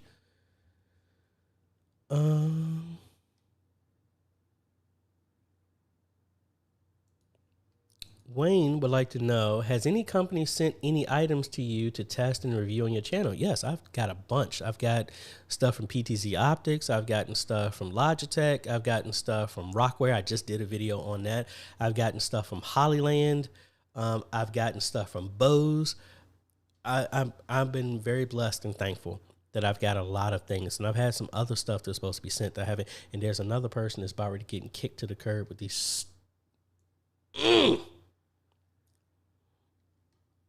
See, I'm gonna do this. I'm gonna bring this to an attention because some of y'all are getting this on y'all's YouTube stuff as well too. So guess what, Mr. I want to post nonsense. We're gonna give a highlight to you and we're gonna ban you at the same time. How about that?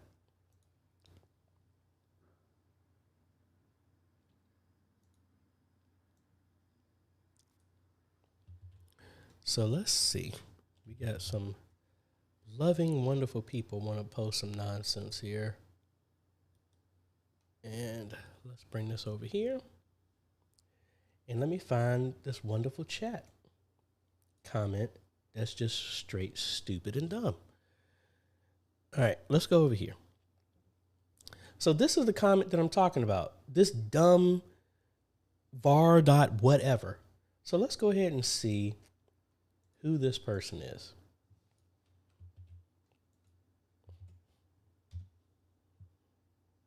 And I want to filter this on channels.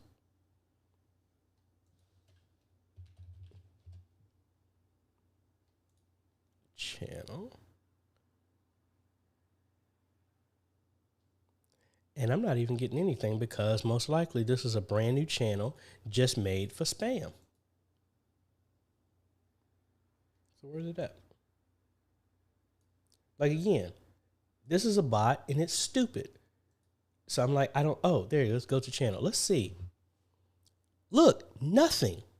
And this account was made 7 days ago. Spam. Stupid. Dumb. Let's report. First, we're going to block this user. Then we're going to report this user for spam.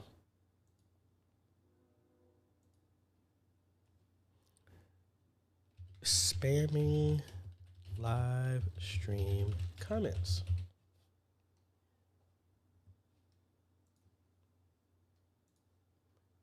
And now we're going to go to here and we're going to report, spam you again, and you're gone. So sorry to do that, but I mean, the more you start live streaming, the more it's like these systems are just out here to send junk to your stuff. So by Armando, fake bot person with stupid comments. Hey, thanks for that learning lesson to show how to get rid of these folks.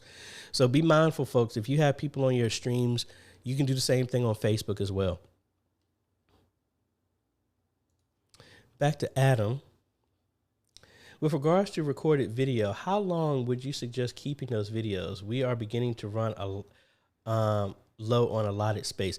I'm getting ready to do this as well. I have right up under here 2 Synology NASs. The way I do my stuff at church is I keep 2 years as an archive. And we have a 4 terabyte Western Digital Cloud drive that's there at the church. We're running out of space, but I do the same thing here. I have a NAS here that's 10 terabytes behind me, and all of the video that I record when I'm making my videos, I keep there. And as of right now, I have not deleted anything yet. I normally keep the raw footage, but then the final video I save. And then after time, I purge that stuff. But like my drone footage and stuff like that, I really haven't deleted it that much because I might use it for my own form of stock footage for the stuff that I'm doing. But for my church, I am looking at donating my NAS that's down here when I buy a new one, and it can go up to 10 terabytes, and I'm going to place that. And my strategy is we record and keep everything raw for 2 years, but then after 2 years, it's wiped out, and we only keep the final. So that's how I do that. And I think I was rambling, and I missed where we cut off at. All right, so this is my last page of questions, folks, so we're going to go through here. Streets of Destiny wants to know, is NDI preferred through Wi-Fi or Ethernet? Ethernet. Can it work over Wi-Fi? Yes, but go over Ethernet. Vaughn, hello, sir. Do you have any specific settings you use for PTZ cameras in the actual PTZ camera itself? I have 2 AVCam PTZs, and their pictures look different. Yeah, I adjust based on the current settings of the lighting. Sometimes I go with a certain preset. Sometimes I keep it natural. It all depends. If they're exactly the same one, make sure, try and do a factory. Well, be careful how you do this, because you don't want to knock out your settings. But I normally do a factory reset if they're different. And I have both of them opened up side by side, and I just make the adjustments that way. So, but no, I don't have any out of the box type of stuff.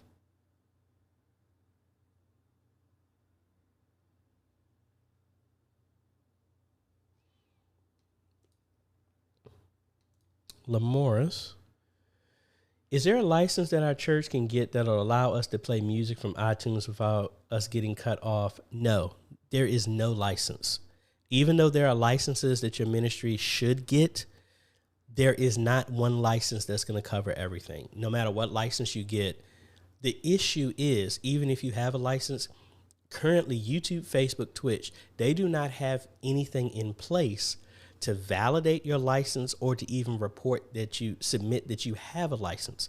So most of the time, like, you know what, I need to do this because I just got this email talking about this. In the last couple of videos, remember I was showing y'all that my church got hit with a bunch of copyright claims on music that was written over like 200 years ago and all this other stuff, and I filed a formal complaint over all of it. Let's see the results of that. So let's see.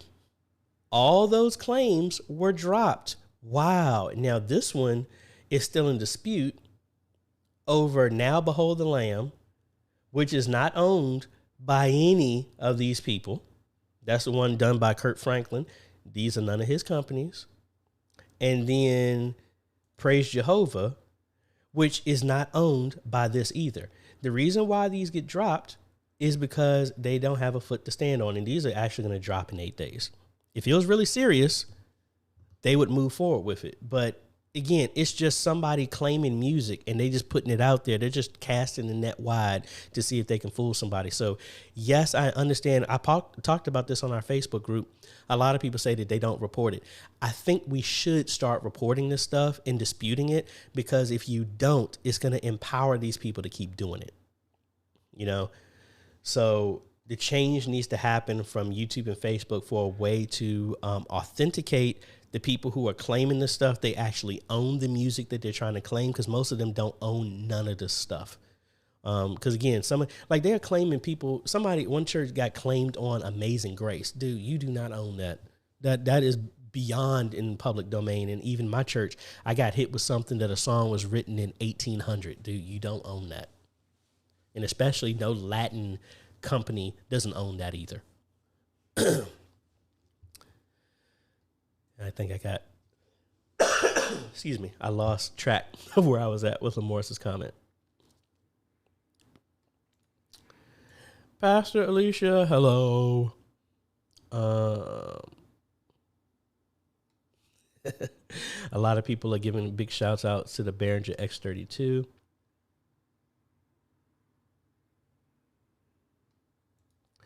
Paul wants to know, does the OBS Bible overlay free version or paid version, do they have New Living Translation? The free does not. The paid one allows you to put any different version on there.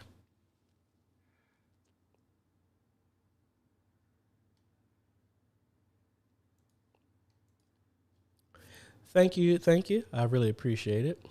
Domi. Sorry if I pronounced your name wrong. Woo. What is the difference between the X32 Producer, X32 Rack, and Behringer X32? Prices are different. Which one would you suggest for your purchase? Thanks. The Producer is a lot smaller, and it doesn't give you the LED screens that you can change to give a color and a pictorial representation of your screen. And it also changes how many inputs that you have directly to control. The X32 Rack is a rack mounted version, but it can only be controlled from an iPad. There's no actual interface to do it. And then in the regular X32 is the big boy that just sits on the table, and you have all 32 channels that you have access to right there with the scribble screens and everything like that. That's the main difference. And honestly, the Producer has been overpriced because they've been in short supply. So they've been racking up the price on those. But again, Otis kind of said the same thing. It all depends on the needs of what you're doing. If I was to do this in my main sanctuary, I would go with the old school X32, the big version. I'm looking at getting the Producer for me to have here, so I can have that, so I can constantly work on it, because I don't have the space for a big one. If I was in my house that I'm looking to get and get up out of this apartment, actually, I'll tell y'all about this. Like, this, it's a house I'm looking at. It actually has a basement, an unfinished basement. And the dream for me is to turn that unfinished basement into a movie theater and a full YouTube studio, to where I have a table with the ceiling camera looking down for a dedicated unboxing area, an area for a podcast. This whole setup that I'm having right now, that's what I'm working on. So touch and agree on that one, folks. So my daughter can have my own space, and I can actually have a living room, because where I'm at is what my living room is, and there is no place to sit down. But anyway, if I had it to do, I would have the full X32 there for something to play around with and to test on. So, rummage for riches. You should assign a few people that are always in your lives as moderators to delete comments and block people so you don't have to. Yeah, I'm working towards that. I have that on the Facebook group. So we have a bunch of great moderators that have been in there for years to do an excellent job. Working on this, I'm looking at expanding and do some stuff this year. But yep, I am working on that.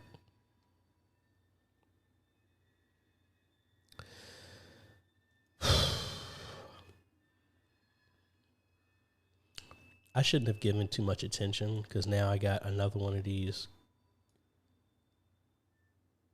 stupid comments coming in here. Spam comments.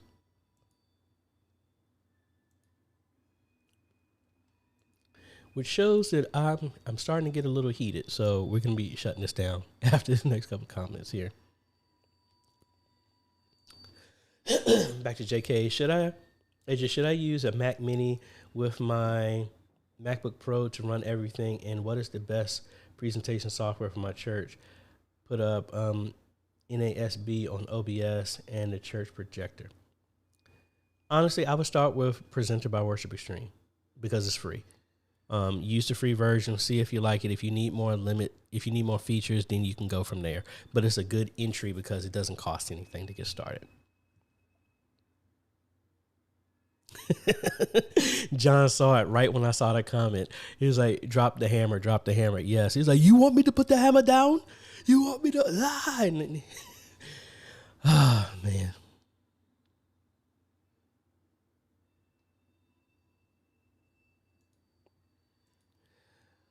Mike, I might be off on this. I don't know what those are. If you could send me a link, I will look to that. And I'm going to go through about 6 more comments, folks, and we're going to shut it down.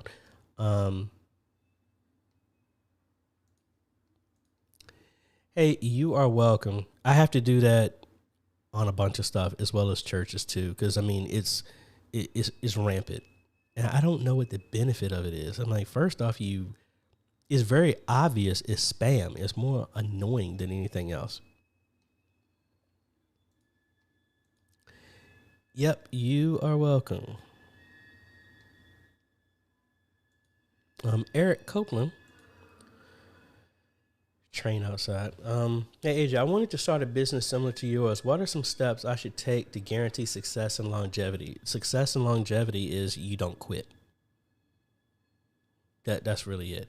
If you determine to be a success, don't quit until you're a success. That's how you can do the longevity. Your longevity is you're not going to quit until you're successful. But honestly, cut your teeth on the stuff. I mean, like dabble, play around, sample. You need to perfect your craft. Again, like I said at the beginning of this, I do these Q&As to help y'all, but I'm doing this as a training for me to make sure I'm up on how can I handle a bunch of live interaction at the same time, and I'm quick enough with the skill set that I have to handle the stuff. This is practice for me. So when I get to church and something happens, I've been practicing this so many times on Q&As to how I can do this and interact. So, I mean, again, I don't game that much, even though I was playing Horizon Zero Dawn yesterday, again, just because I already beat the game and I'm getting ready for the Forbidden West. I don't know when I'm going to be able to play the game, but I was playing that and I live stream. Just because live streaming games is something completely different than live streaming a service, I need to know the intricacies of how stuff is going on. This also allows me to see whatever changes have been done in the software. OBS, Streamlabs, XSplit, all these things have been updated, and a lot of things have changed. And again, I answer these questions because we have a wide, diverse group of hardware and software that people are using. And I can't be up to date on everything, but I can be up to date on the principles of how things will work and just get as comfortable as you can with different disciplines. Like when we started, I was not an audio person. I learned it because of the needs that the questions come from y'all. So just be up and be flexible. Be comfortable with being uncomfortable. As in, I'm always at the tip of the sword because something else is changing and I'm comfortable being there. And that's where I have to be. I'm comfortable in my skill set to, if I go into a situation that I've never seen before, I'm comfortable in my problem solving skills that I can handle a situation. That you only do that by constantly practicing over and over and over and over again. And again, I suggested this to somebody else. I do not recommend anything that I don't use myself. So every single piece of hardware I've ever recommended, I'm using right now or I have used. So when somebody has a question, I'm able to reach over right now and look at it. That's the reason why I want to get an X32. So I need to shorten this up because I just got an email here. I'm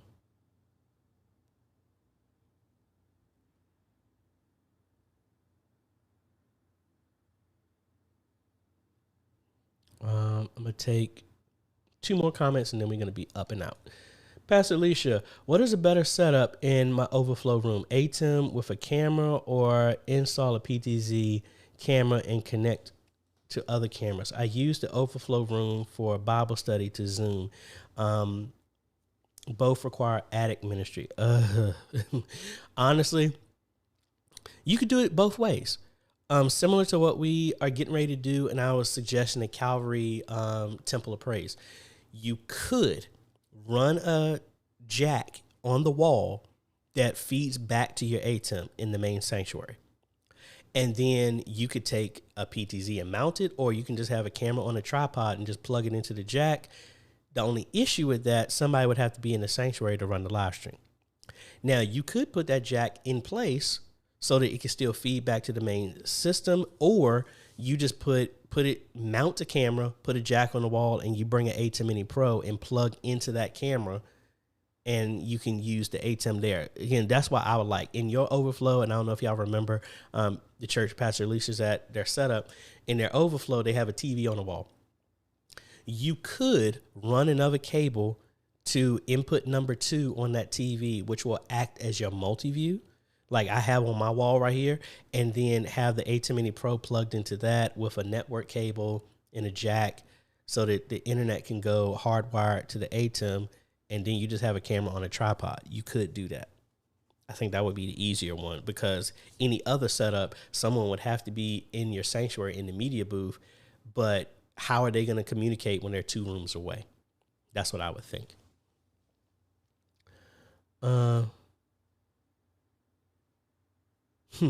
Thank you so much, folks, for the touching agreement. I really, Otis, Basilisha. See, I got backup. Otis, AJ, don't fall for the addict ministry trick.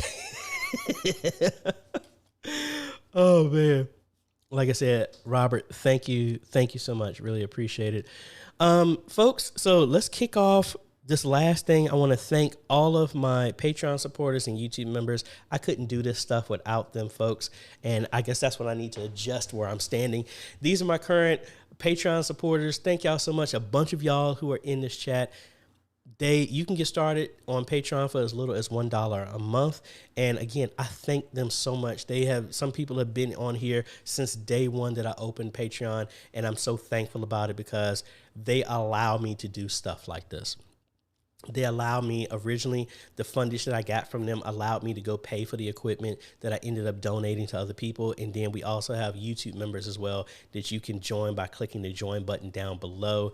No matter which way you pick, folks, you are helping us transform and train media ministries all over the world. So again, thank you so much, supporters, for your support.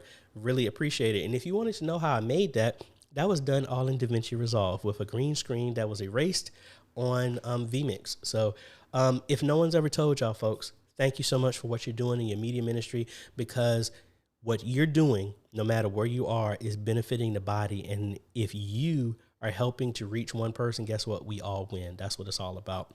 Y'all have a great day, evening, night, afternoon, wherever you is, all over the face of the planet. And we'll be seeing you in the next video.